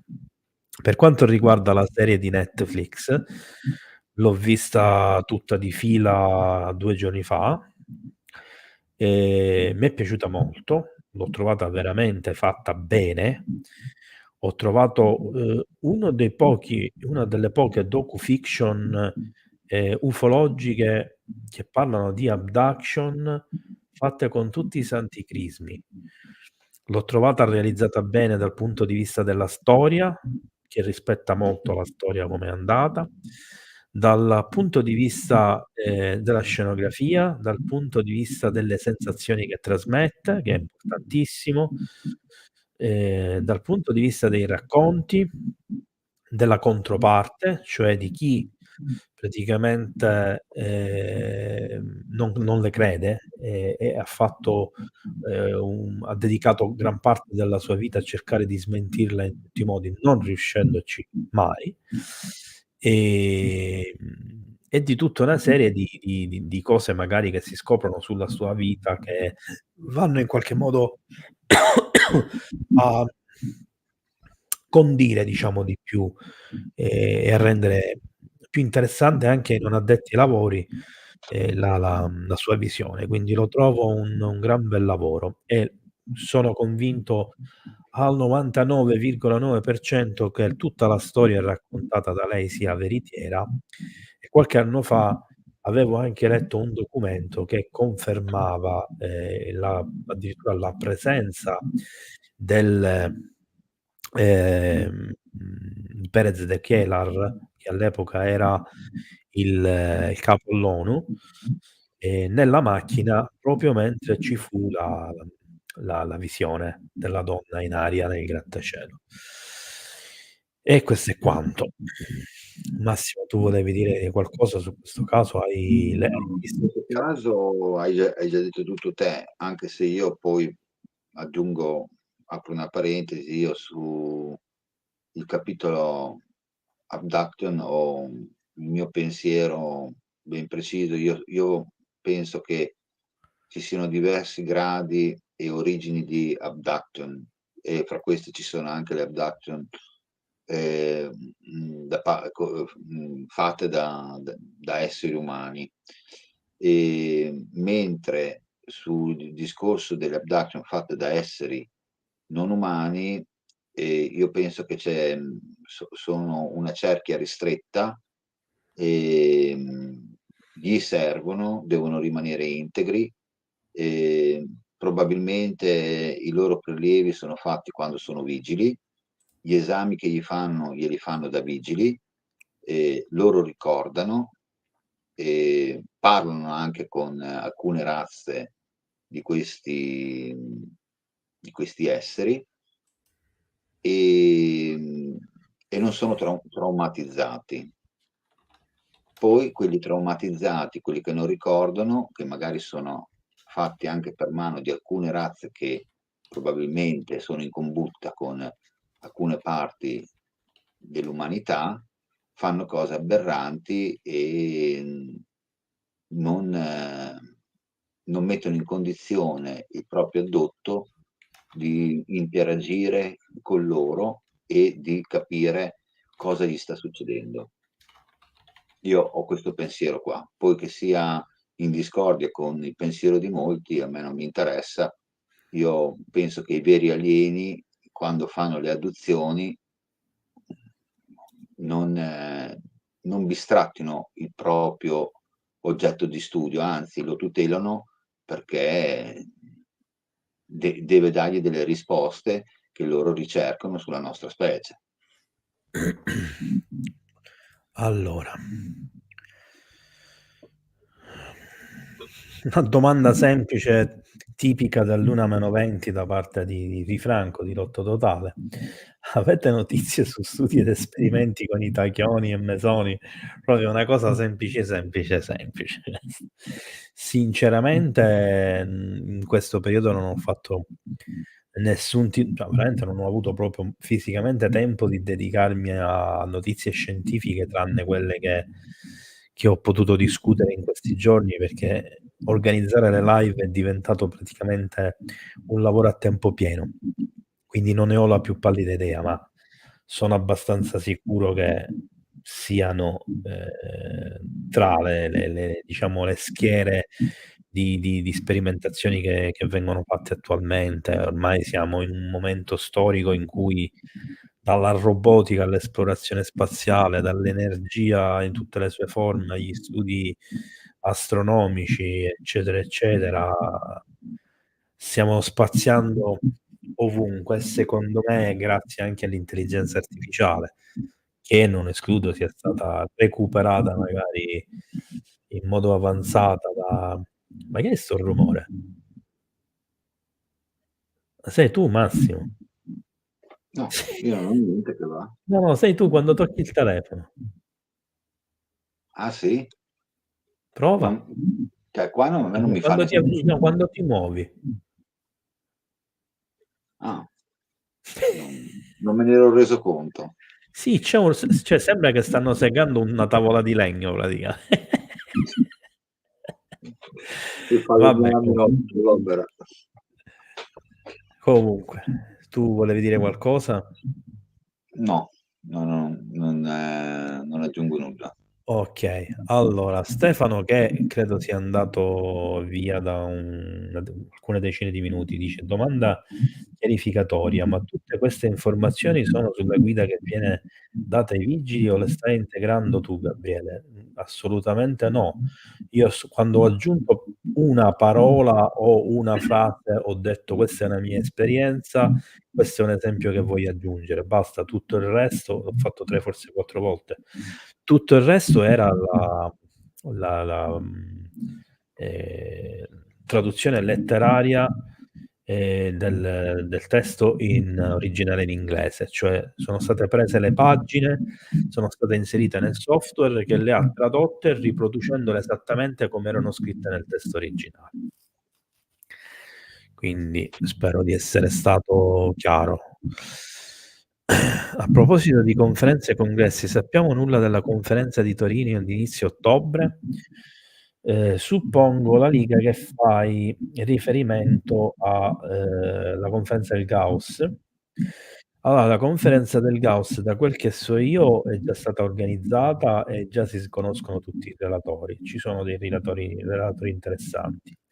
Io comunque qualche giorno prima la pubblicizzerò sicuramente nella community, qui sul canale, e non escludo nemmeno di pubblicizzarla sul nostro canale Telegram. Per quanto riguarda i singoli ospiti, adesso non mi ricordo, ma ci sono anche degli ospiti stranieri importanti. Addirittura non mi ricordo se c'è Luis Elizondo pure, però non voglio dire una sciocchezza. Comunque è inizi novembre, no inizi ottobre. Inizi di ottobre è un poco difficile ora. Allora, Roberto, questa domanda sembra calzare a pennello con il finale di quello che hai affermato tu, Massimo. E dei MILAB che dite, cioè delle abduction militari? È una collaborazione militare alieni, pensando pure alla base di Dulce, non Dolce, perché vero addolcire la pillola, però Dulce. Allora, prima dico la mia. Intanto vi invito a vedere un video sui MILAB, che è praticamente presente qui sul canale, dove le spiego in dettaglio ed esprimo anche la mia opinione. Qui voglio dire soltanto che concordo con Massimo che esistono anche alcune abduction fatte dai militari, ma non condivido il pensiero di Massimo che solo una piccola parte potrebbero essere extraterrestri, e per me è del tutto contrario. Per quella che è la mia esperienza di studio con gli addotti, in genere quelli che parlano di militari sono già stati addotti parecchie volte da extraterrestri, e ad un certo punto vengono addotti anche dai militari o da militari insieme ad extraterrestri, in genere per subire degli impianti di microchip, quindi per essere controllati, eccetera, a volte anche per vedere quello che hanno fatto gli alieni e via discorrendo. Però bisogna capire anche una cosa: parlando con diversi ricercatori avrete diverse risposte. Anche qui ne abbiamo avuti alcuni che sono pure ipnoterapeuti, che magari la pensano in maniera diversa sia da me che da Massimo. Ma questo perché è ovvio che a condizionare un'idea di un ricercatore sono le esperienze che verranno portate a galla attraverso il lavoro che si svolge, attraverso il contatto con i testimoni, eccetera. Se andiamo a prendere Bud Hopkins, a proposito di Linda Cortile, Bud Hopkins, in 20 anni di ricerca e studio di ipnosi regressiva, eccetera, si era fatto un'idea precisa e ne era fermamente convinto.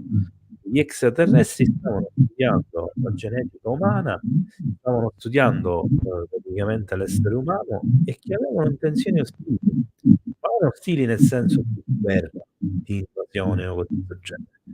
Cioè portavano avanti i loro interessi a discapito dei nostri, semplicemente questo.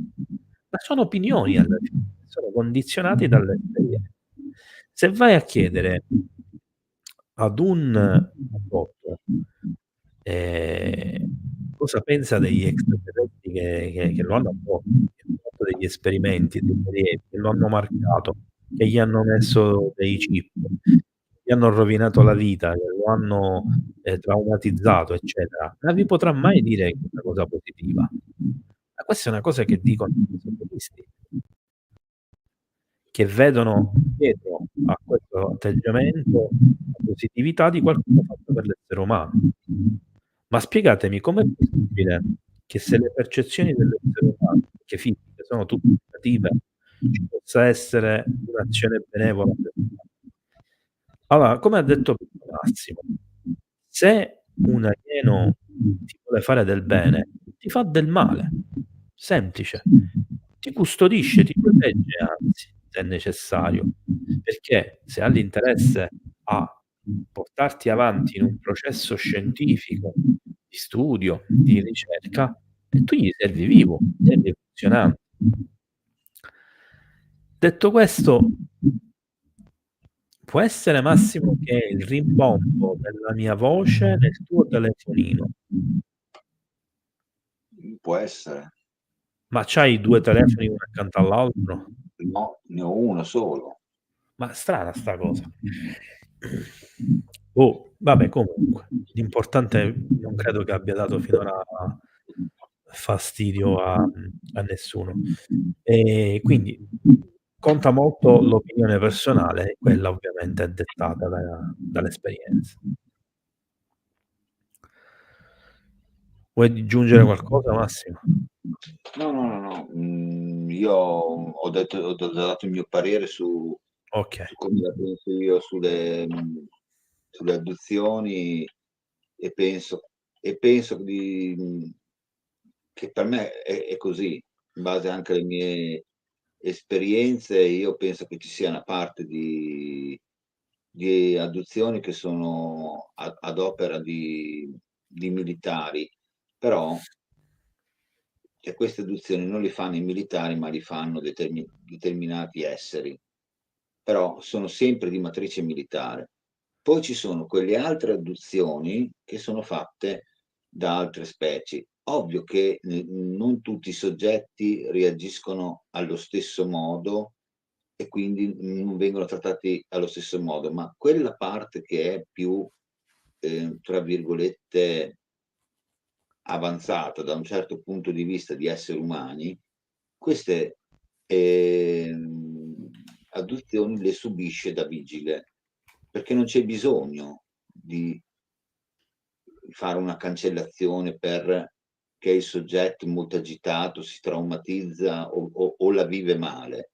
Ci sono di quelli che l'hanno accettata, ci sono di quelli che non l'hanno accettata e quindi le opzioni per rimetterlo dentro al proprio tessuto di vita sono diverse a seconda di come si comporta il soggetto a livello psichico. Io sono convinto che funzioni così. Quindi quando tu, fai un'ipnosi regressiva a un soggetto che la vive male, è chiaro che esce fuori un macello.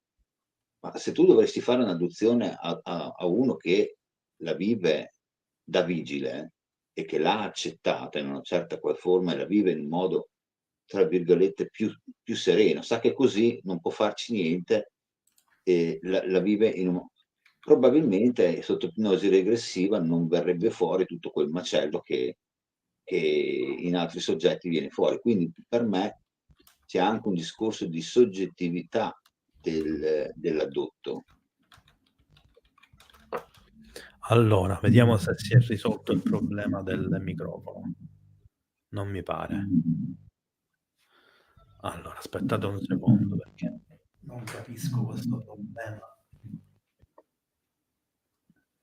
Adesso c'è sempre. strana sta cosa, perché il microfono funziona perfettamente. Ma prova a staccarlo un attimo. Prova. Niente. Allora, facciamo questa prova. Io provo a staccare il mio microfono, tu parli e senti se senti lo stesso difetto uguale. Ok, stacca. Prova. No. No, non si sente.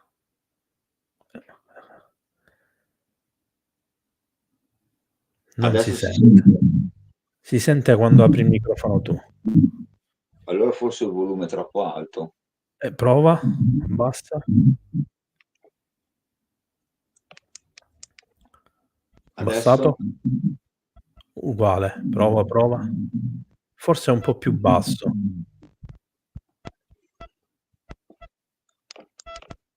Adesso? Prova.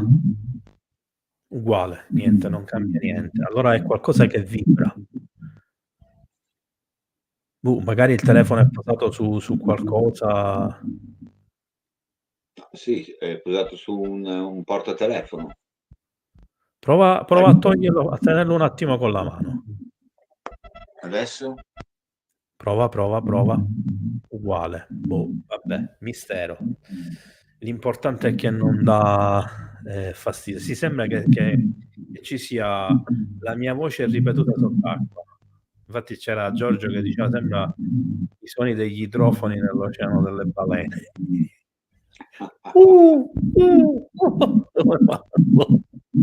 Vabbè, è l'orario. Sottofondo continua quando... Ok, allora andiamo con le ultime domande. Intanto vi chiedo di non fare altre domande, così andiamo verso la conclusione, che ancora ce ne sono 11. Allora, ha detto la tesi che i rapimenti sono fittizi, perché non fisici ma eterei? Fatti da Arconte e da Parassite. Allora, premessa che io credo solo in percentuale ai cosiddette abduction vere, perché non sono comunque constatabili e non sono studiati sostanzialmente. Quindi sarebbero comunque delle abduction energetiche. Detto questo, non credo che possano essere fatte dagli acconti e neanche da entità parassite, perché le entità parassite non hanno bisogno di impianti. Gli arconti non hanno bisogno della fisicità, quindi no. Sempre da entità e da extraterrestri, e magari in questo caso forse interdimensionali.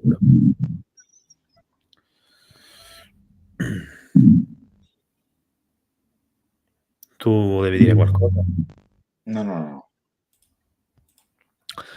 Anche durante il rapimento ho letto ci fu un blackout elettrico, non uno, ce ne furono tanti, e non solo durante i rapimenti, ma anche durante, capisco sto suono, anche durante i passaggi semplici, diciamo, degli oggetti nella pallata. Quindi è una cosa abbastanza frequente. Vado avanti, Massimo.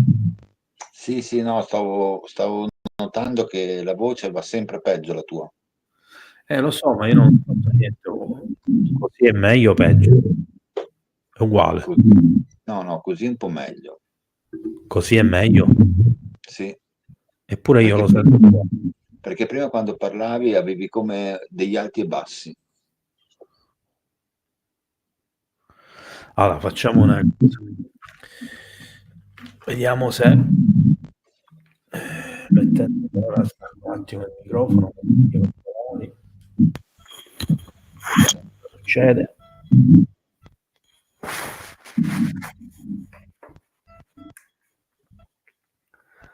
Allora, di sicuro non è il mio audio, mi sentite?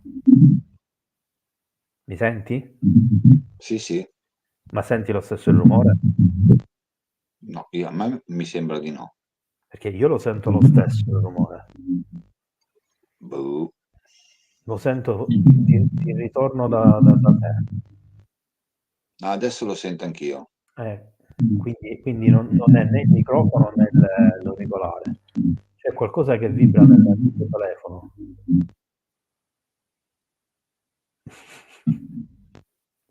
Boh, vabbè. Mi dicono che comincia a essere un po' fastidioso. Massimo, allora prova a uscire un attimo e rientrare. Ok.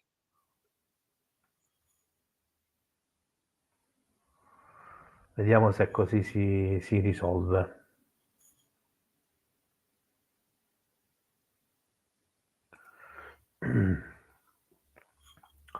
Nel frattempo vi chiedo scusa per il contrattempo, ma ovviamente essendo un contrattempo, vediamo, non c'è più, non si sente più. Pronto, Mo. pronto, non si sente più. Oh, meno male. Vabbè, rimango comunque con gli auricolari perché mi scoccia fare il cambio. Allora, Massimo Mastro Rosa diceva: mischiare la questione UFO con la religione, Apocalisse, non vi sembra un po' assurda?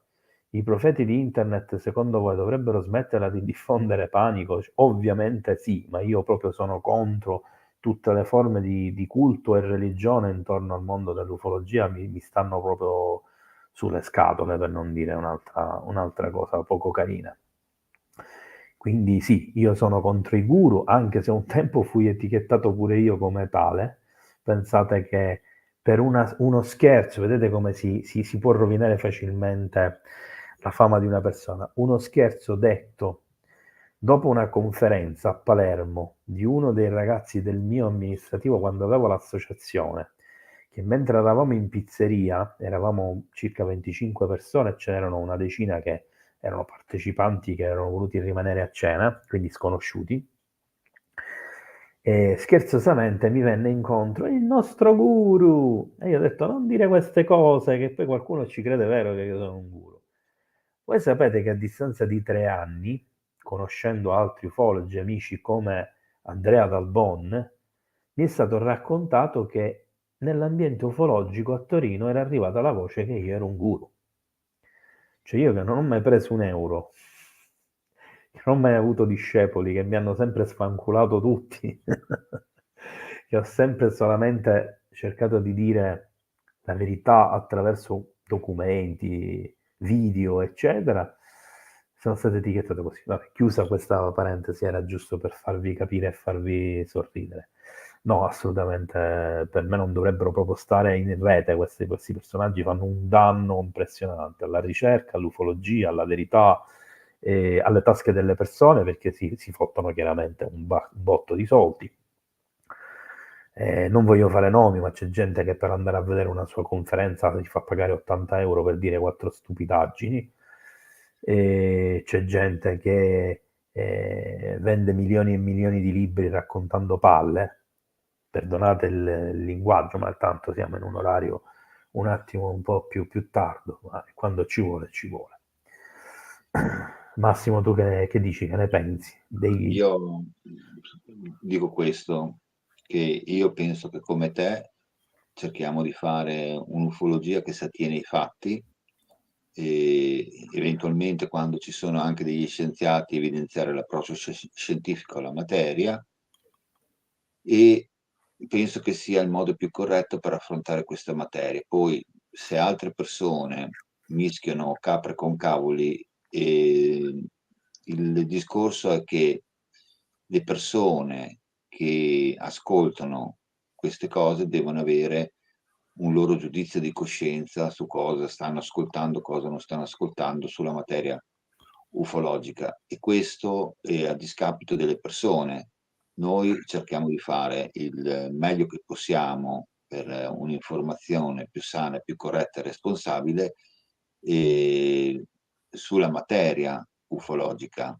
Se poi altri, per loro scopi personali o chissà che cosa, vogliono o sono convinti che l'ufologia e certi miti religiosi o certe citazioni della Bibbia siano la stessa cosa, che vada in avanti per la sua strada. Prima o poi lo dovranno provare che è così. Diversamente l'ufologia rimane una materia di studio di un fenomeno non appartenente a questo pianeta che non comprendiamo. Mi trovi d'accordo. Allora, Giuseppe dice, parlano di innumerevoli avvistamenti in Sardegna, credete rientri nella normale casistica? Premessa che c'è in uscita una premiere proprio di un avvistamento che mi è stato segnalato, che riguarda il Morese, che vi invito a vedere perché secondo me è un avvistamento molto interessante, in una zona dove effettivamente c'è un flap di avvistamenti e stiamo cercando di organizzarci sul campo per andare a fare un'indagine.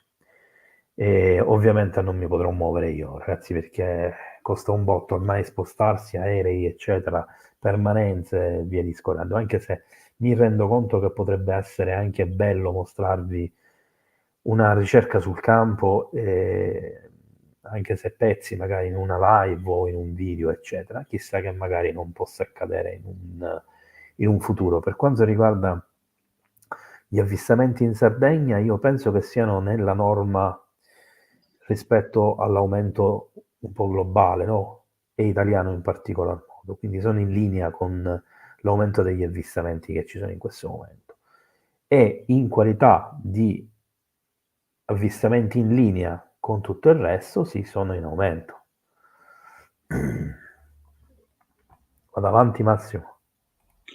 Sì, io so che in Sardegna gli avvistamenti ci sono sempre stati, ce ne sono stati anche di quelli eclatanti che purtroppo sono successe in basi militari e purtroppo la verità su cosa hanno visto gli operatori militari non è stata possibile perché chi era testimone presente purtroppo certe cose se le ha portate nella tomba e non ha mai voluto parlare. Io ho dei miei carissimi amici con cui mi sento periodicamente in Sardegna, uno di questi è stato anche testimone inconsapevole di riprese UFO ed è anche un associato della Federazione Ufologica Italiana. E detto questo, la Sardegna sì, è un teatro dove gli avvistamenti hanno una loro costanza. Allora, vediamo se riusciremo a organizzare più avanti, era già nei miei pensieri, comunque una puntata sulla Sardegna, dove invitare Alfonso, perché suppongo che stai parlando di Alfonso. Esatto. Dobbiamo vedere, perché gli devo chiedere comunque una cosa prima, perché comunque lui ha anche del materiale interessante. Ma mi E poi sembra che il video, scusami, ma se non ricordo male, Gabriele, lui mi sembra che il video, che è quello più eclatante, della sfera che passa, interseca la coda dell'elicottero che scende giù al piombo, te l'abbia mandato. no, il video no, mi ha mandato credo i frame, ma tanto tempo fa si sono persi perché erano nel vecchio cellulare quando mi si è guastato. Mi aveva mandato i frame in cui si vedeva, io infatti avevo detto ho bisogno del video originale perché io non mi posso basare sui frame immagine. Ma credo che mi abbia detto che mi doveva mandare di nuovo. No, ma facevo riferimento ad altro materiale vecchio, che però è un materiale interessante. E poi eventualmente invitare a Ribichesu, che comunque, per quanto io non sia propriamente in linea con la mentalità, diciamo, contattistica, anche lui però è un testimone, anche lui e poi comunque è giusto sentire un po', diciamo, tutte le versioni, eccetera. In realtà, e prima di passare alla prossima domanda, io ho tentato di contattare anche altri ricercatori sardi, perché volevo fare una puntata speciale sulla cultura nuragica e sulle tombe dei giganti e sui ritrovamenti dei giganti. Finora però tutti quelli che ho contattato mi hanno detto che non vogliono più fare le trasmissioni live su YouTube e interviste perché ogni volta sono stati sostanzialmente perculati abbondantemente oppure sono stati maltrattati purtroppo, ahimè, anche dagli youtuber, eccetera, eccetera. Questo mi dispiace molto perché poi chi come me vuole portare avanti una questione più seria, eccetera, ne piange le conseguenze. chissà, magari che comunque qualcosa non si riesce a fare. Roberto Casaretto, i demoni di un tempo sono gli alieni di adesso, amanti di rettiliani, ringhio, seirita, eccetera. Roberto, allora, secondo ricercatori anche di fama internazionale, c'è questa possibilità. Secondo Corrado Malanga, c'è scritto pure un importante libro che io ho letto e che trovo molto interessante, è una possibilità.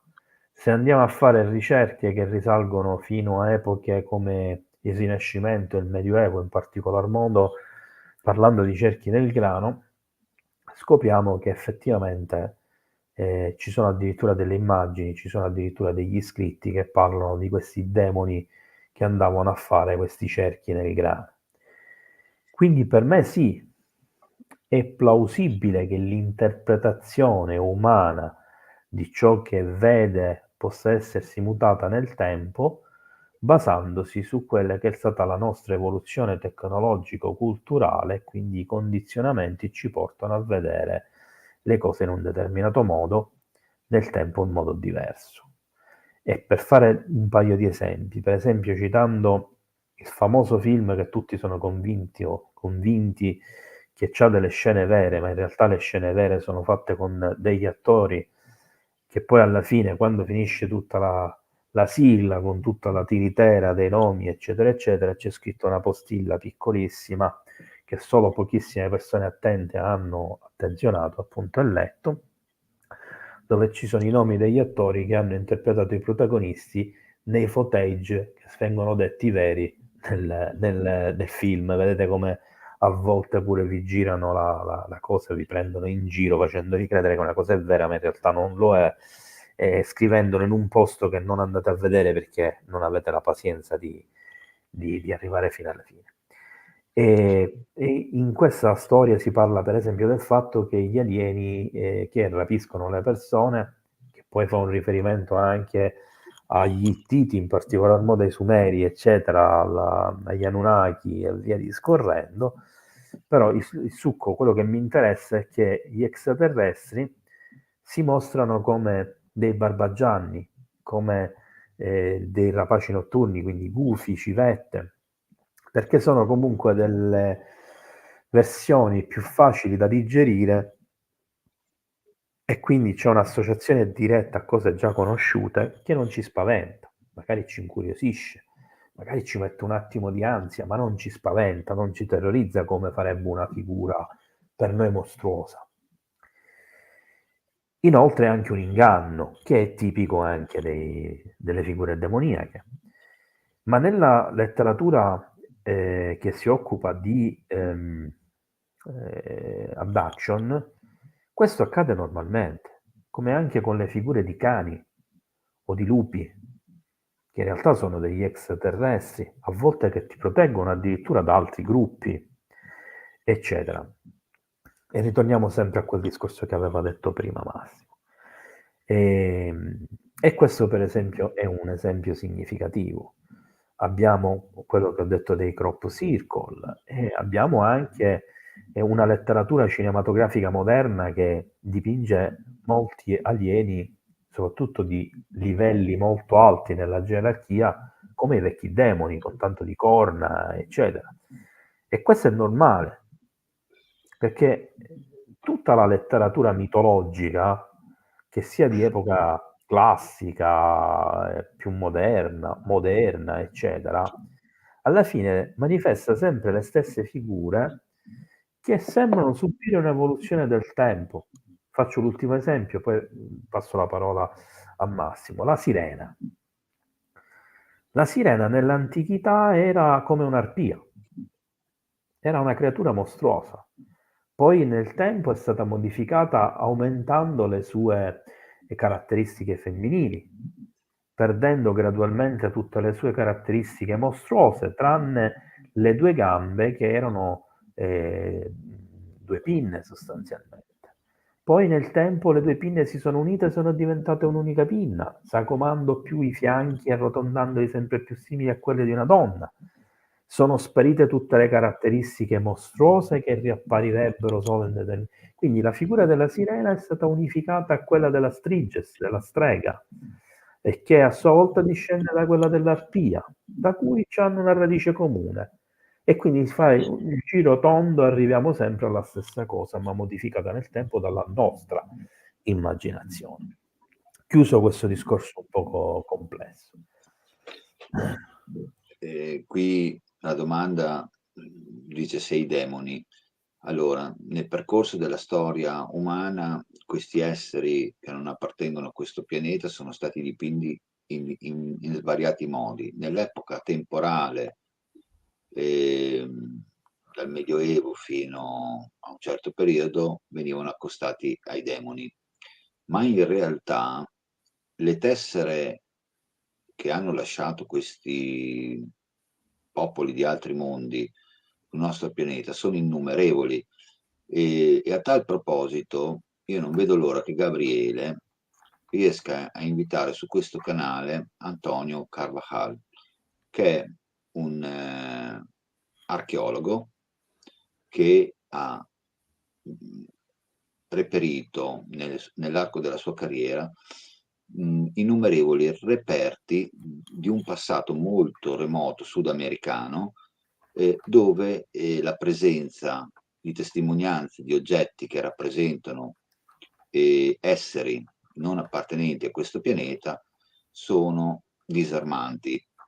E con questo cosa voglio dire? Voglio dire che questi esseri con molte probabilità hanno avuto un'interazione a vari step e a vari livelli con la specie umana.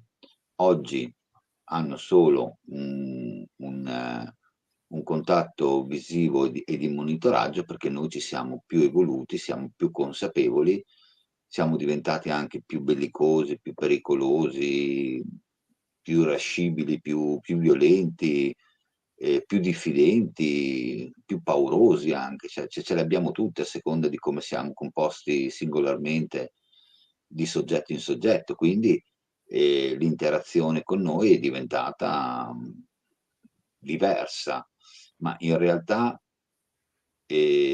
demoni o non demoni, dei o non dei, siamo noi esseri umani che abbiamo attribuito un accostamento ideologico a seconda degli step temporali che vivevamo, ma li abbiamo attribuiti sempre alla stessa cosa, giustificandola di volta in volta con degli accostamenti errati.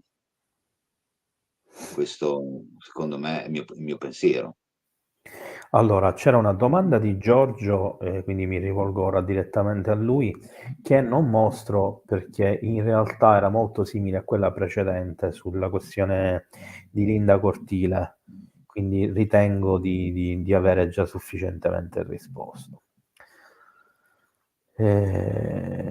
Allora, qua c'era una domanda di Massimo Mastrorosa: le abduction sono fatte da esseri extraterrestri coadiuvate da terrestri? Ma hai praticamente già risposto tu poco fa. Qua c'è una domanda di questa me la riservo come ultima domanda, quella di Brunez, di Bruno. Allora chiedono: Massimo, razze tipo etnie che abbiamo sulla Terra, noi essendo di diversi nel pianeta? Questa domanda è rivolta a te, ma non ho capito a cosa fare riferimento. Massimo, razze tipo etnie che abitano sulla Terra, noi essendo diversi nel pianeta. Non riesco a comprendere l'ultima parte. Cioè, essendo noi di razze diverse, quindi già qui siamo diversi. No. Allora, qui su questo pianeta, a secondo delle informazioni che ho io, ci sono varie specie che si occupano di noi, e nella fattispecie dell'abduction. Ogni specie ha il suo compito, c'è chi li va a prelevare, chi fa il genetista, chi ha il compito di interagire nel dialogo con noi, chi ha il compito di calmare, se arrivi là troppo agitato ti calma, proprio con quelle facoltà psichiche che ti entrano nel cervello e da come sei agitato ti calmano, perché ti immettono ti estrapolano dalla tua memoria i ricordi positivi e ti ci fanno concentrare su quello. Qui abbiamo una certa varietà di specie che si occupano di noi, ma questo non vuol dire che ci sono tantissime altre specie che fanno tutte altre cose e che non hanno il compito di interagire con noi per l'abduction. Allora, sotto queste cose che bisogna avere contatto con... Allora, no, le rido perché mi fa ridere Massimo che ha scritto qualcosa. Vabbè, lo faccio vedere. Ha studiato queste cose che bisogno hanno di avere un contatto con noi. Effettivamente, a volte me lo chiedo pure io. Allora, l'ultima domanda che ha fatto Bruno. Come immaginate il futuro della gestione delle emergenze in relazione agli UFO? Le tecnologie emergenti potrebbero cambiare il modo in cui affrontare questi eventi? Questa ritengo che sia in assoluto, quindi ti ringrazio Bruno, non solo per aver aiutato questa sera un po' nella gestione, ma anche per questa domanda che ritengo sia quella in assoluto più inerente all'argomento che abbiamo trattato oggi. Massimo. Come Stavolta immaginate? lascio parlare prima a te. No, leggo la domanda, scusami perché stavo Sì. leggendo una chat. Come immaginate il futuro della gestione delle emergenze in relazione agli UFO? Le tecnologie emergenti potrebbero cambiare il modo in cui affrontare questi? Assolutamente sì. Allora, intanto non quella che usiamo noi, ma l'ausilio di un'intelligenza artificiale potrebbe dare delle simulazioni di come ci dovremmo comportare noi di volta in volta o a secondo di come si manifesterebbero loro in un eventuale contatto o invasione o chiamatela come volete. Io però mi immagino un futuro ancora per molti anni molto sereno, dove noi continueremo a vedere questi oggetti nel cielo, cercheremo di studiarli e, e che non sarà la nostra generazione, ma neanche quella dopo di noi, forse fra 4-5 generazioni, forse se la specie umana migliore sopravvive alle proprie intemperie interne e potrà ambire a una possibilità di contatto. Per ora li continueremo a studiare, ci daranno prova della loro esistenza con una comunicazione visiva, ma non andranno oltre. Allora, io questa cosa cerco di essere il più sintetico possibile, la vedo, sta ritornando il rumore di fondo, la vedo come in parte positiva e in parte negativa. Diciamo che le tecnologie sicuramente ci aiuteranno molto a studiare, ci daranno forse una possibilità di diminuire il gap tecnologico, però quello che temo è che invece qualcuno potrebbe pensare di utilizzare queste tecnologie non per studio, non per ricerca, non per monitoraggio, ma per ben altro. Non tanto contro loro, ma contro noi stessi. E ritorniamo sempre in quel circolo vizioso delle guerre e di tutto il discorso che ha fatto Massimo, che io condivido sulla questione delle guerre che ci potrebbero essere nel futuro. Apro e chiudo una parentesi, lo abbiamo già detto in altre live con Massimo, e poi andiamo verso la conclusione della puntata, che anche questa volta abbiamo sforato abbondantemente le 4 ore. E sostanzialmente quello che dobbiamo temere è che basta un pazzo, un folle, che può distruggere l'intero pianeta in questo momento. Inoltre, siamo davanti ad una situazione che paradossalmente, per i potenti del mondo, e so che molti criticheranno quello che sto per dire, converrebbe di più una guerra globale che non la divulgazione delle informazioni sugli UFO. E per quanto può sembrare una cazzata questa, bella grossa, purtroppo invece è la sacrosanta verità. perché la divulgazione delle informazioni sugli UFO, che porterebbe a un cambio di paradigma, che porterebbe a sua volta a un cambio di coscienza, porterebbe anche a un cambio di sviluppo tecnologico, dove non ci sarebbe più necessità di quei poteri e di quelle ricchezze che in questo momento governano il mondo.